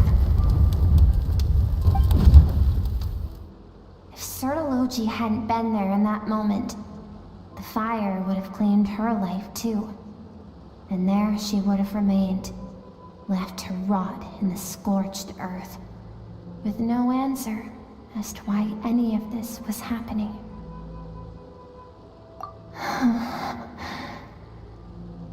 Because she and her people were seen as a threat. As the initial merchant ship explored the planet, they discovered that it hadn't always had the condition to support life. Yet there was evidence of human activity, even during the periods of extreme heat or cold in the past. Further research revealed that, over time, the people of this planet had evolved the ability to adapt to any type of environment or energy source. For that reason, the outsiders viewed them as a potential threat, and decided to eliminate them before the threat could... Senseless, isn't it? Deemed a threat because of a gift they didn't even know they had. Perhaps it was their own innocence and kindness that doomed them. But in the end, that was lost to the blaze as well. If those with power get to decide good and evil, then all you can trust in is the sword in your hand. And so, before death could claim her, she ran. She ran and never stopped. No one wants to relive their most painful moments. Well, that brings us to the end of the story. This is as far as we can go. SKIRK is waiting over there. For both of us. Let's go to her. It's time to fulfill my purpose. And my greatest wish over all these years.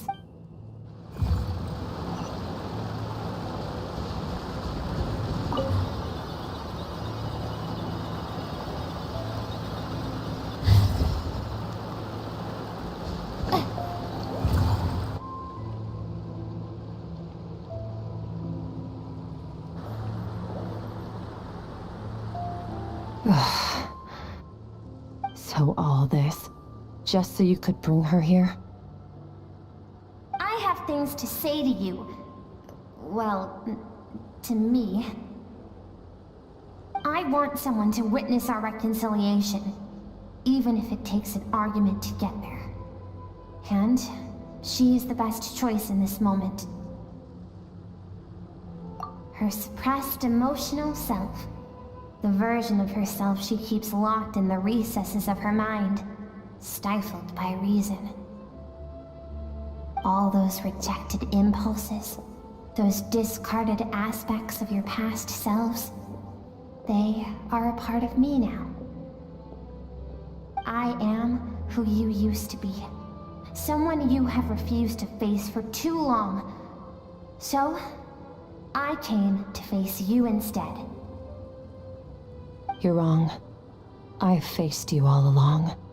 And that's exactly why I keep you locked here. Your existence makes me weak. Moments of joy and longing are when we are most vulnerable. Don't forget, it was a penchant for goodness over reason that doomed our homeland in the first place. The vastness of the universe renders everything insignificant. Our feelings most of all. Even so, learning from the mistakes of the past doesn't have to mean erasing everything. Strip yourself of your so-called weaknesses, emotions like kindness and empathy, and what makes you any different from the ruthless soldiers who slaughtered our people? The difference is that I'm doing what is right, what is necessary. I allow you to exist, but with limited freedom. That is the greatest kindness I can offer. I've shouldered everything you couldn't carry. I rose above the numbness and emptiness, and it was cold, unfeeling reason that brought me this far. It made me who I am. It made me strong. That is the problem. I want to shoulder those things together. A On the grand scale of the entire universe, maybe our feelings are vanishingly small, but why should that mean they don't matter? Emotion gives warmth to the cold expanse of space. It gives meaning to the world around us. Think back to those nights of gazing at the stars, those afternoons of exploring the unknown. Think back and let them grant you peace. A brief respite from the pressure you put on yourself.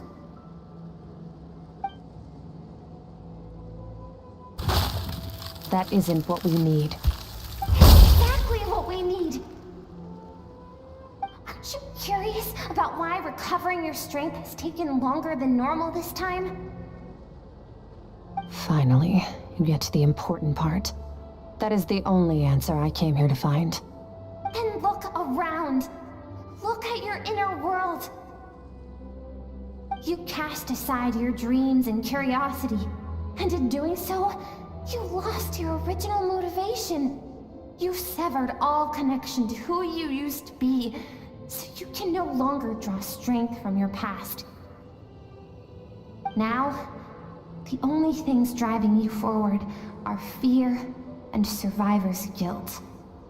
But these cannot take you far enough.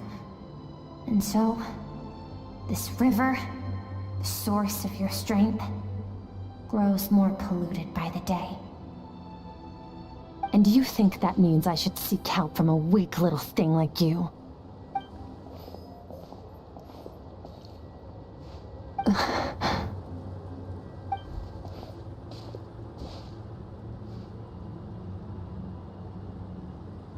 Thank you for saying that. I knew bringing you here would be the right choice. To be honest, I'm not here to argue with you. This isn't about who's right or wrong. And in fact, I agree that in order to make it through the wake of that tragedy, we had to distance ourselves from the pain through reason over emotion. But what is right at one point in time isn't always right forever. I know you will never forget that fire. I know the fact that you were the sole survivor fills you with guilt. And I know that among the voices that haunt you, mine is there too. Because deep down, you know that you didn't turn out to be the person you wanted to be. All those unfulfilled hopes are like knives to the heart. And I don't want you to hurt anymore.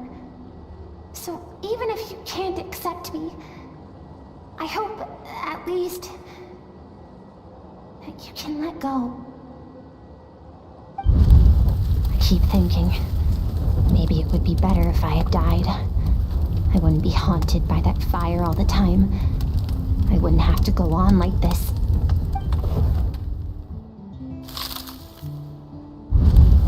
Your dad and I, we're not afraid to stare death in the face, but we need you to survive.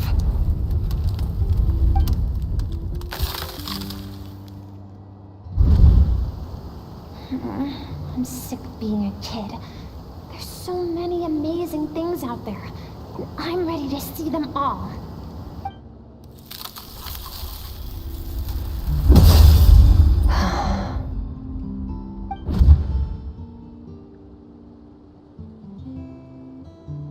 I remember. There was a song Mom and Dad always sang when we went out to fetch water. Dancing water. The sand along your path is begging for your song and movement. Will you carry this burden with you on your journey? I am not the dancing water, and you are not the burdensome sand. But if this is your wish, then I will carry you with me until the end. Thank you. I should be thanking you.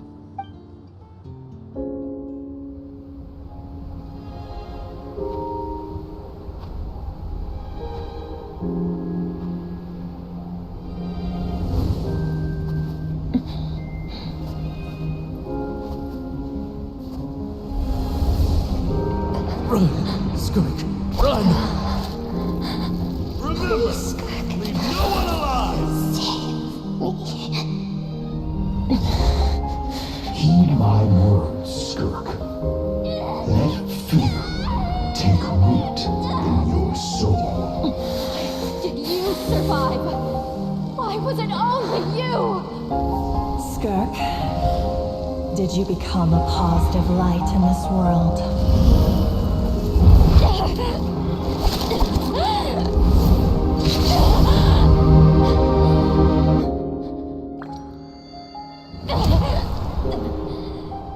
Hey, this doesn't have to be the end.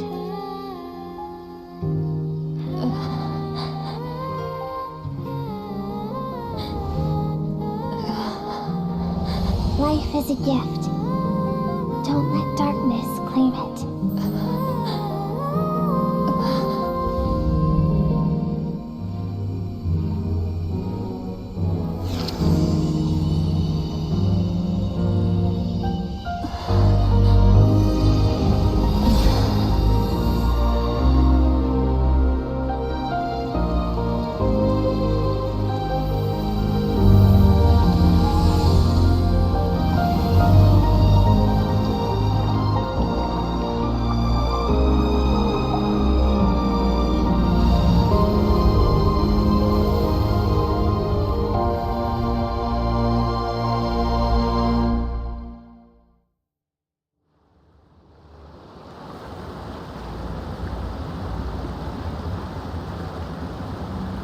So, you saw my memories then. I once asked my master if survival of the strongest was the law of the universe. He said no. But in a world without order, those with no moral boundaries tend to be the ones who survive.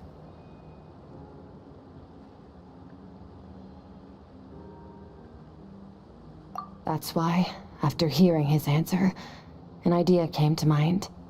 An idea that, one day, I would create a new world order. One in which there would never be another tragedy like that fire.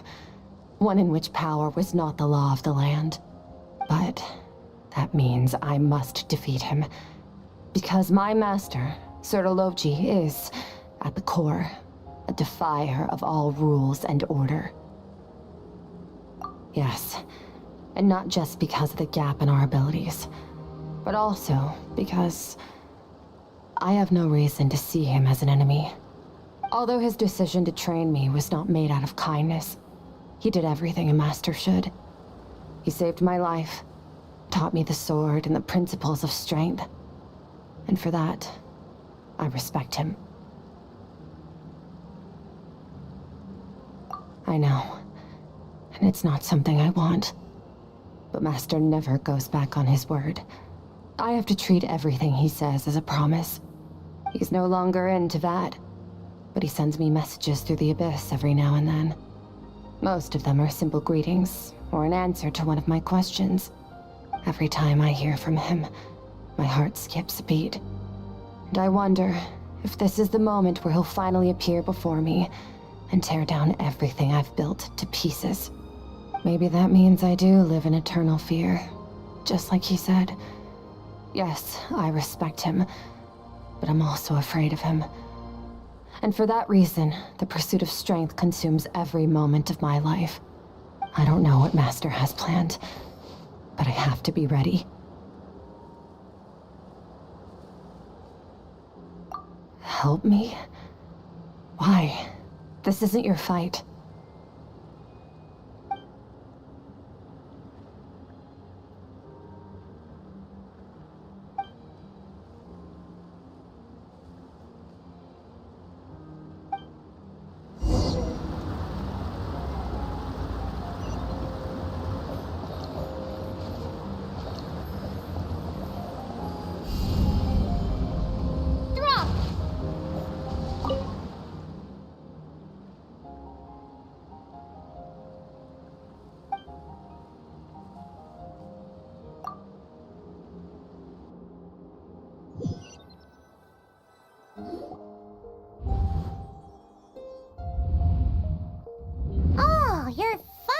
Awake! Honestly, Paimon was gone for like 2 seconds and then she comes back and finds you both unconscious? Oh, you scared Paimon death. You're both okay, right? What does it look like? Only water from the source can cleanse the rot and filth that flows from the past into the future. I taught you to incorporate the experiences from your journey into how you fight. I suppose what happened today will become an inseparable part of who I am. Okay. So, Paimon feels like she's missing some important context, but whatever. Paimon brought back tons of delicious snacks! Let's dig in!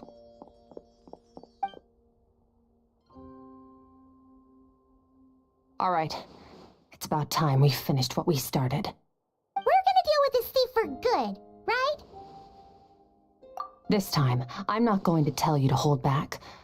But having digested even more power in the meantime, he's going to be tougher than before. The good news is, we have no reason to pull our punches this time. So, let's go.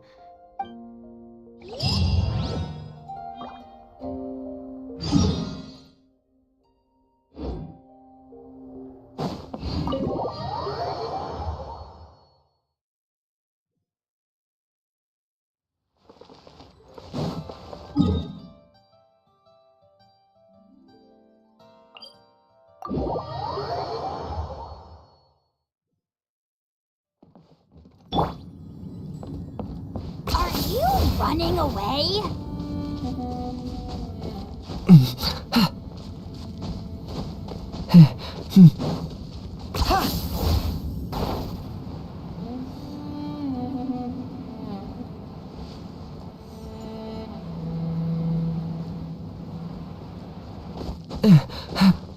Are you running away?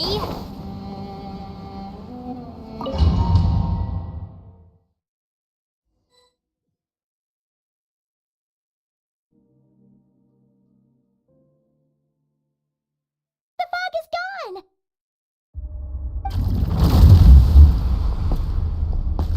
Wait, isn't that the form the all-devouring narwhal changed into? How come he knows that, too? Really? So, you're telling Paimon that giant whale and this guy can both turn into the fowl? How does that— It's a subconscious instinct. Any intelligent being who longs for his level of strength is bound to mimic his appearance. It's a natural response after encountering someone as powerful as Master. To them, he represents ultimate power. We know the person before us has encountered Master, and we know he stole a portion of my power. So it's not surprising that he would assume this form. Okay. Oh, the closer Paimon looks, the more intimidating it gets. Nervalette isn't here this time, so it's up to us. He won't have the nerve to steal again after we're done with him. Let's teach this guy a lesson.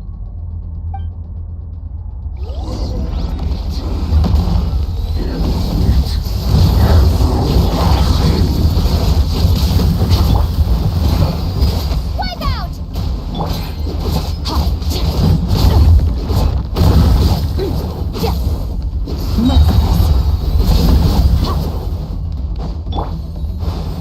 Go!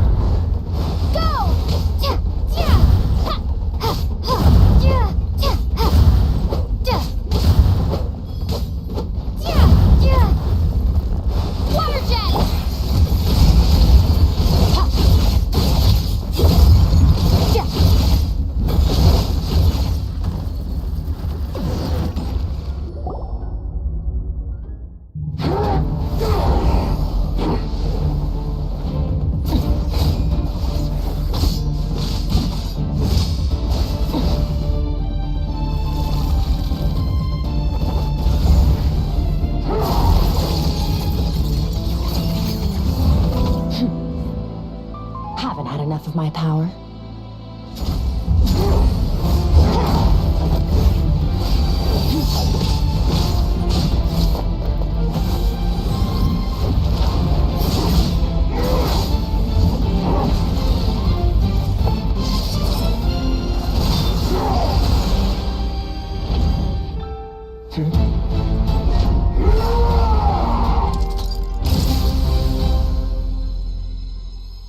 Well then, let's see how much more of this power you can handle.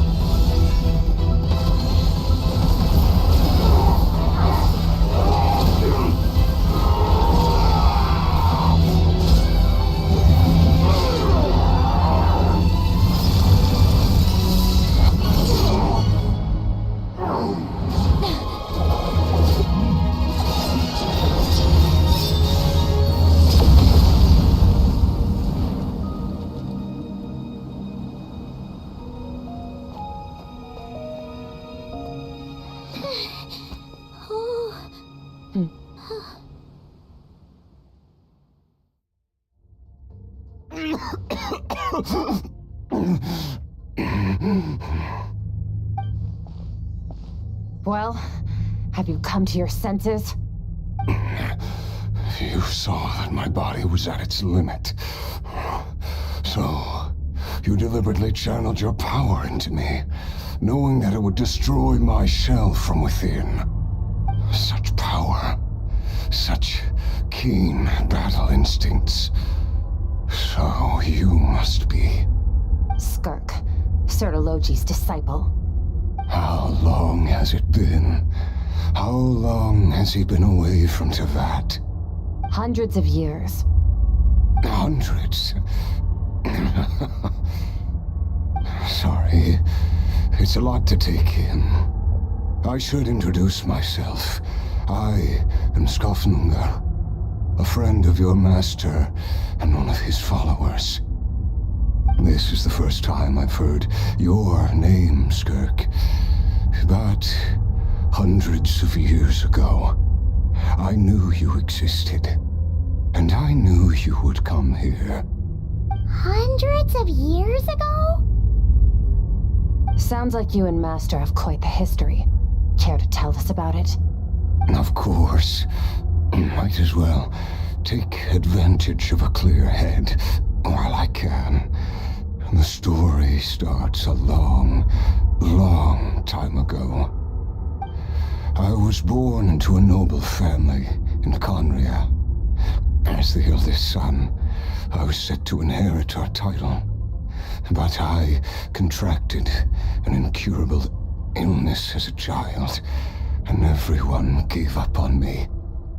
I trained the sword harder than anyone else, defeated all of my peers. But it was all in vain. When other people looked at me, all I saw in their eyes was pity or a strange glee in my misfortune. Even my parents were just waiting for me to die. Over time, my heart hardened, and I became aimless. That was the point where I met your master, Sertologi. We were similar in age, but different in background. He was born in prison, the son of criminals who had been sentenced to death. He spent his childhood wandering the streets, facing more criticism than the literary works in the Universitas Magistrorum. Yet, he always wore a smile on his face, as if kindness and malice were one and the same, and he could not see the difference. I still remember what he said to me when we first met. You need to fight to survive. Even if it's a losing battle, it should light a fire under you. How can you sit back like this and go down without a fight? That does sound like something he would say. He was the first to acknowledge that I was worth something, and he inspired me to keep going. When we sparred together, It was the first time I'd actually felt the thrill of combat. When I was 10, he stole forbidden research materials and managed to cure my illness. It was like there was nothing in this world he couldn't accomplish. When it came to the human form, he was always intent on pushing the boundaries of possibility. But somewhere along the way, I fell behind. My talents were nothing compared to his, and at some point, I realized he had pulled so far ahead, I was too embarrassed to even ask him to spar. After his grand endeavor was successful, he sought me out and said to me, "This planet no longer holds anything of interest to me, so I'm leaving. But first, I have an offer. I can use a power I have just refined to break the curse of immortality for you. Your death was once what we worked so hard to prevent. But the immortality you now face is a different kind of pain altogether." I'll pass. Immortality doesn't sound so bad to me. Since I can't die, it means I have an infinite amount of time to get stronger. Maybe I'll finally catch up to you one day, and we can spar like we used to. Are you sure? I cannot say when I will return. Your body, or rather, your soul, might not be able to withstand this curse. All I can do is try. After all, a wise man once told me, people need to fight for their own survival. Wise indeed. And nevertheless, if you grow weary of the pain of immortality, and wish to experience a good sparring match before you wither away, seek out my disciple. Disciple? Never thought I'd hear that word coming from you. Nor I, but Vedifnir said I was destined to find a disciple out there in the universe, and bring her to Tibet. You know as well as I, Vedifnir's prophecies are never wrong. Well, now I'm curious about who this disciple of yours will be. All Vedifnir said was that one day, the stars shall bow in her honor. Sounds pretty impressive. Of course.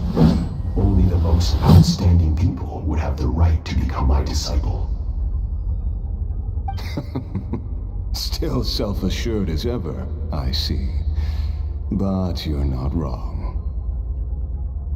I'll be leaving then. Oh, and if you are serious about getting stronger, I left you a little gift in the primordial sea. As I've said before, walk whatever path you want. Freedom means even the wicked get to make their own choices. Waiting for me in the primordial sea was the all-devouring narwhal, already beaten into submission by Sertologi. In its weakened state, I was able to cut off part of its flesh and sew it into my own heart. Your heart? That sounds like torture! How did you even survive that? Because, of course, I bear the curse of immortality. So, you used the curse to turn yourself into a vessel for power. Even with that whale's ability, devouring power like that is not something the human body can withstand. With your body and soul constantly at the breaking point, it was the curse of immortality that sustained you. But that is not the path to strength. You have to pour your heart into it, work for it, dream of it. Instead, you stole something that didn't belong to you, and it backfired. You're right. I should have known better, but I had already pushed myself to my limits, and he was still miles ahead of me. So I had to take a leap of faith. I miss your master. I miss the days when we were all together, troublemakers without a home. I don't regret the choice I made. But if you'll allow it, I do want to apologize. To both of you. After the beating we just gave you, I think we can call it even. You're an interesting one as well. Sertologi's disciple. That's a lot to live up to.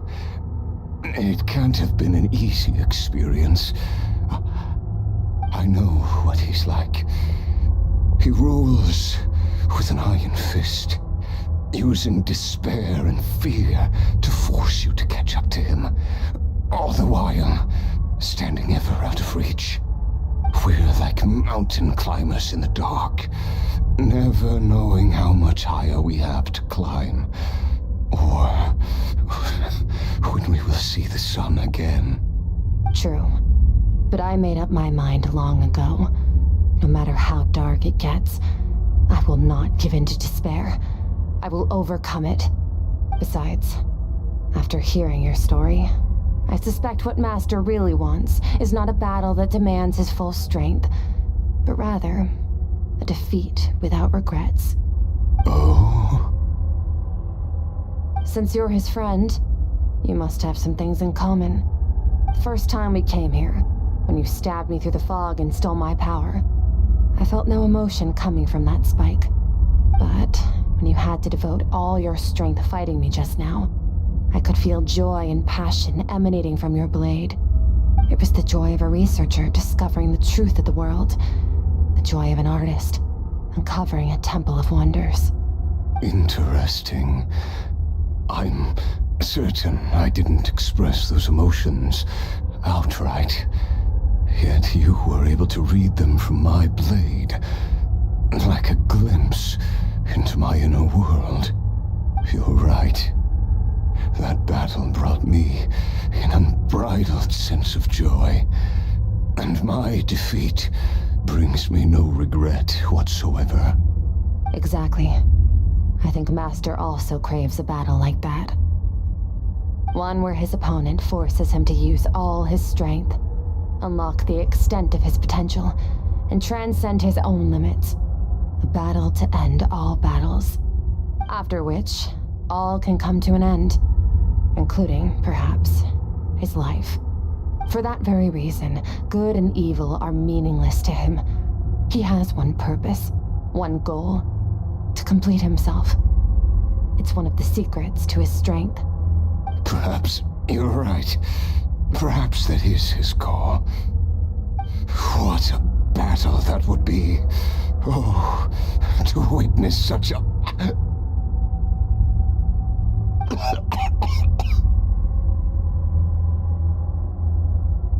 you okay? Too many different kinds of power are surging through my body. The curse of immortality allows it all to coexist, but it does not remove the pain. I won't be able to hold on to my sanity for much longer. What a shame. I would have loved to witness that battle. Sertologi once offered to free me from this curse. Now, I must ask that of you, SKIRK. Can you release me from the pain? I can, but not through death, if that's what you were hoping for. It's not a suitable punishment for your crime. As an alternative, I can take your consciousness, along with all the power you've consumed, and smash it to pieces. The impurities will dissipate, and under the curse of immortality, your mind and body will regenerate. When that process is complete, you will be back to who you were before, no longer tortured by powers you can't control. But it will be a time-consuming and painful process. The decision is yours to make. I accept. And who knows? Perhaps I'll wake up in time to witness witness your great battle with Surtology. I have faith that you'll be able to stand against him one day. Though I know it'll be a long and arduous road. If we are climbers in the dark, it appears the dawn has finally broken for me. But your ascent continues. At least, it looks like you are not alone on your journey. I will reach the top of this mountain, no matter what it takes. And you, Skofnungur, will be my witness at the end of all things. It's finally over. Let's get out of here. Huh. At least we don't have to make a mad dash for the exit like last time.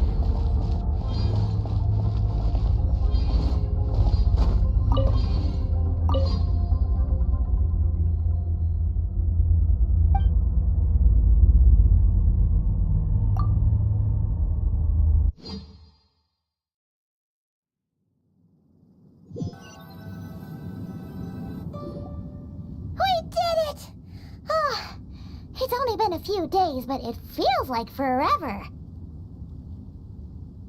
Once again, we've proved there's nothing we can't overcome.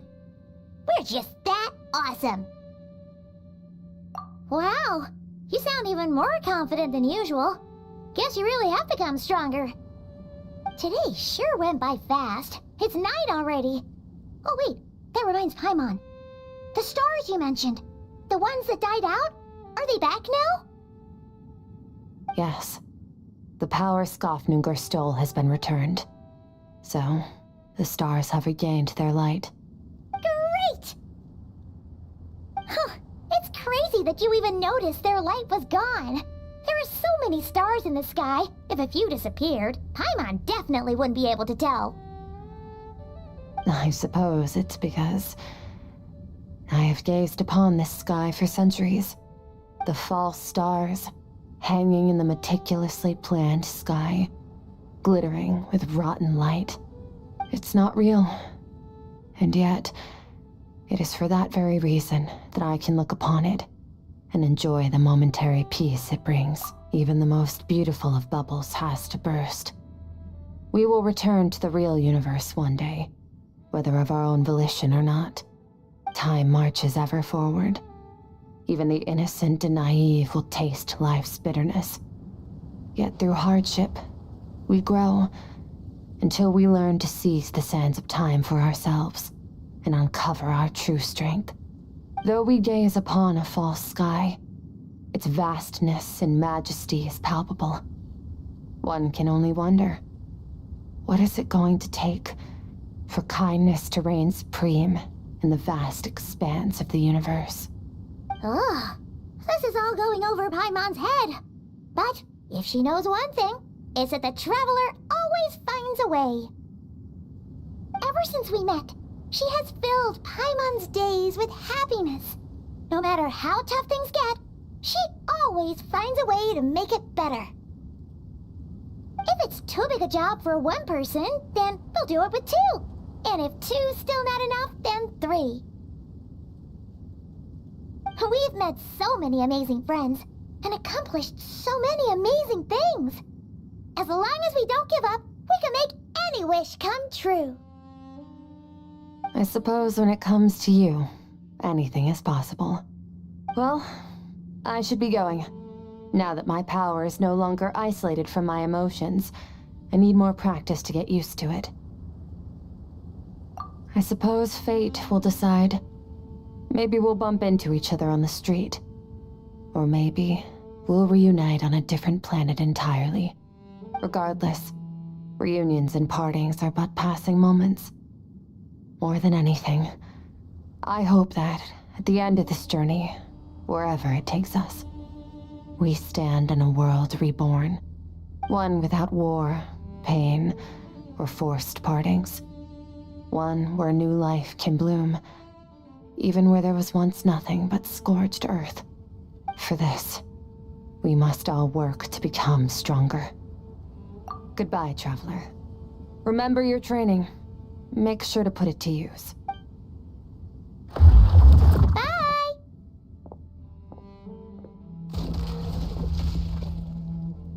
Is it just Paimon, or is she being nicer than before? We definitely count as friends after all that, don't you think? Hey, what do you think about camping here tonight? There's nothing quite like sleeping under the stars. Come tomorrow, we can continue our journey. Oh, and since Paimon treated you to that super nice meal at Wamin Restaurant, it's about time you return the favor.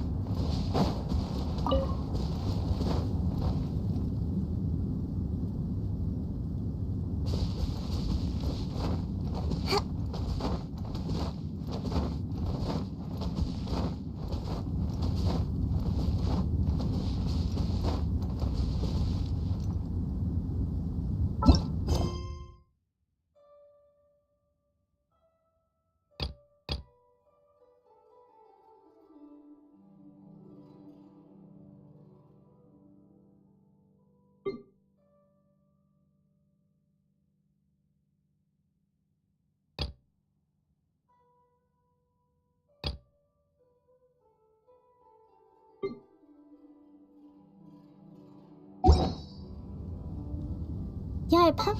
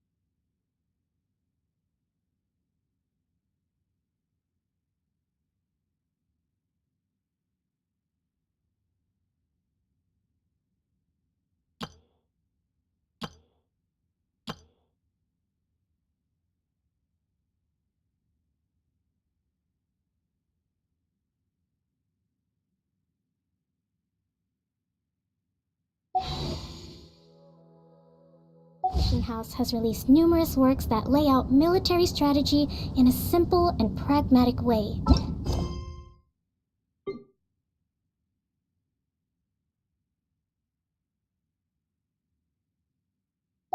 Those are my favorite.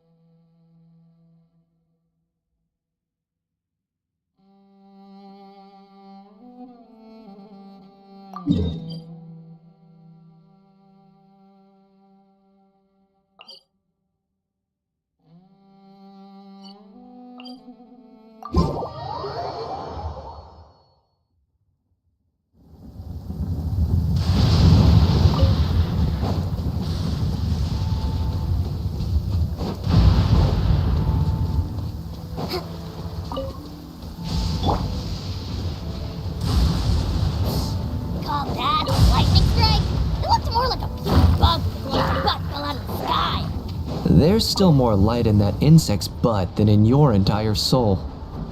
You take that back! Going somewhere?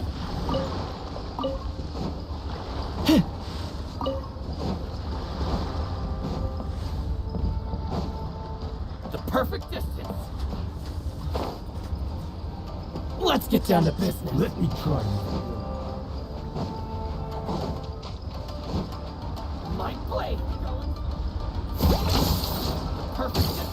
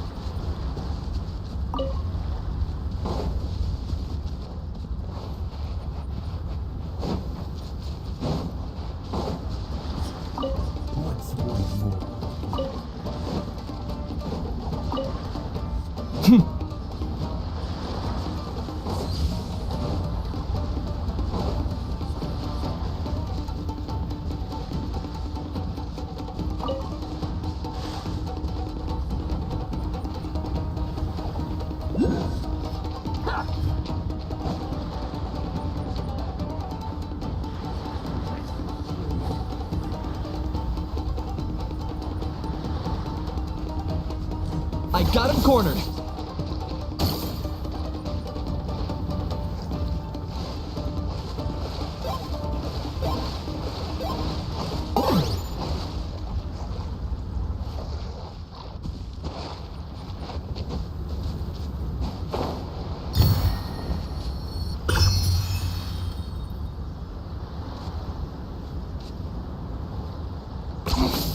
Points for agility.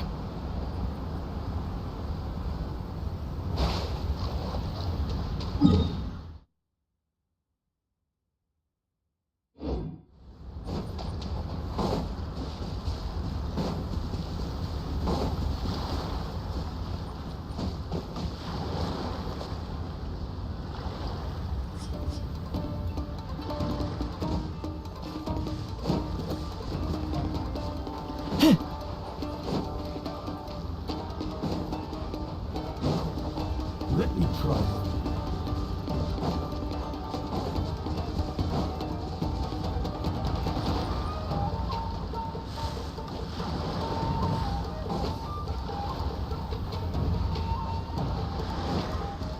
Let's get down to business.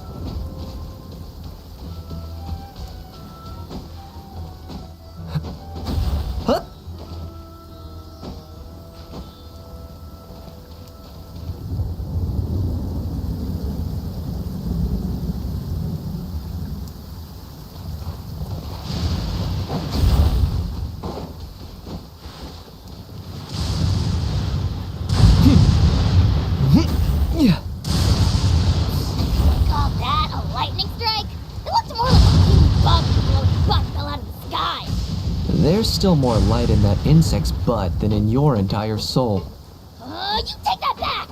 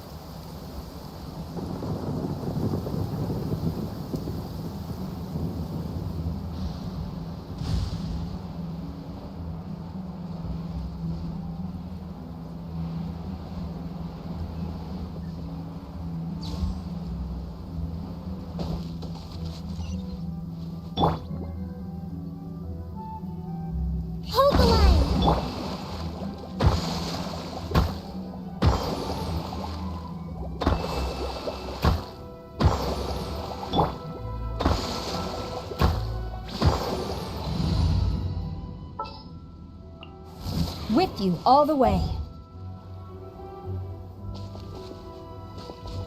Strike!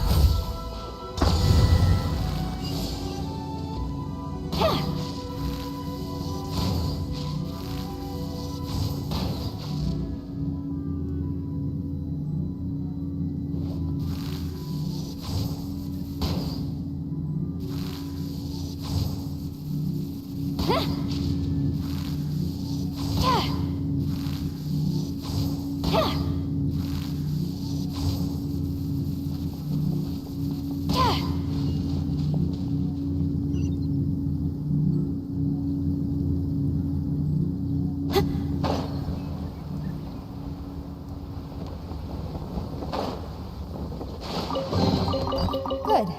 Leave nothing of value behind.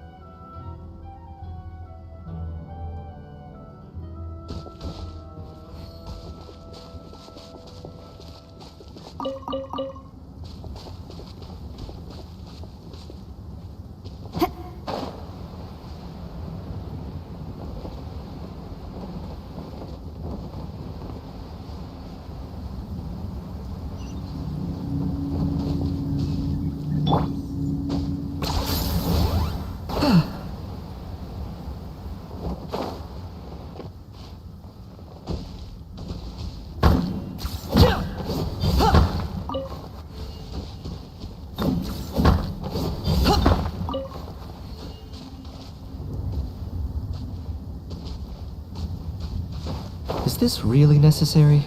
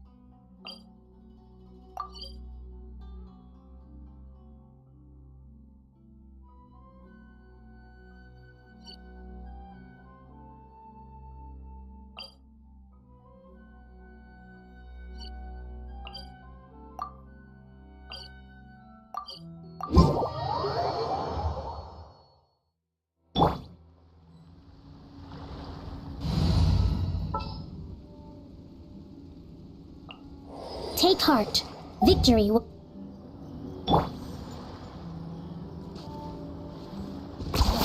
You really are a one-trick pony, you know.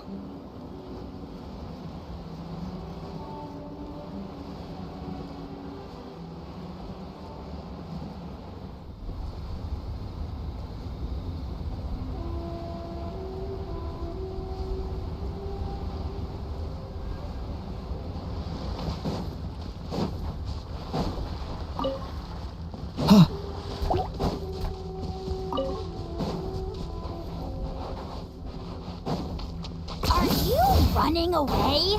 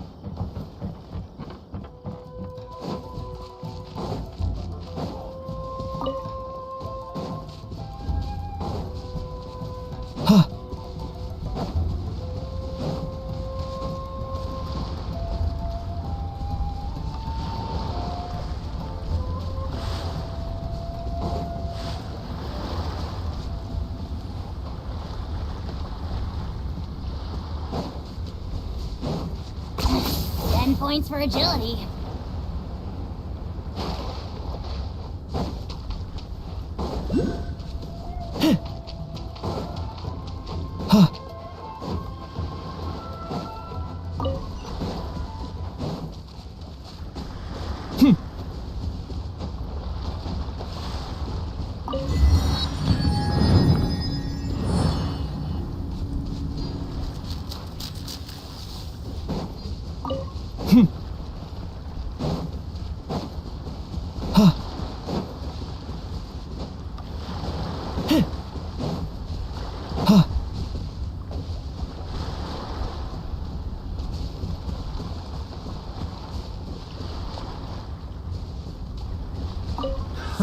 Another test.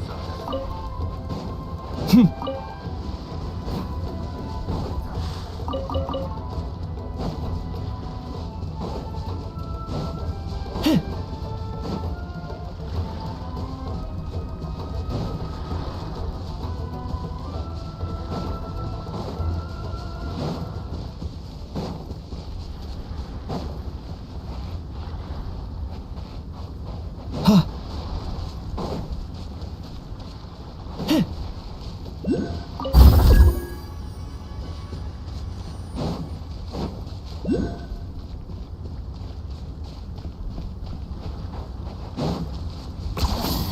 really are a one-trick pony, you know.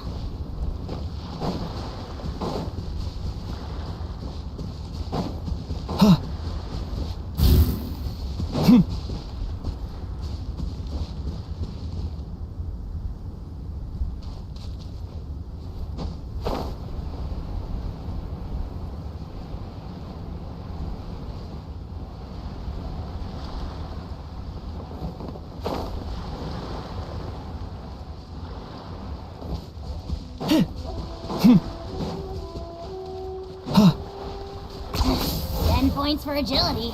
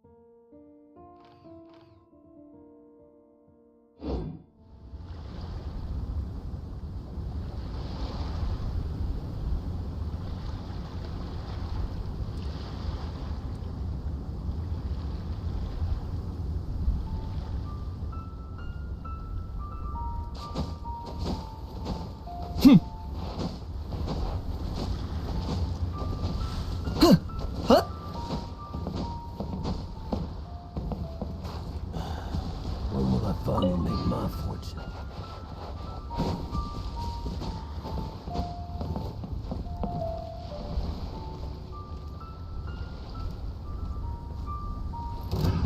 Another test subject. Huh. Freeze!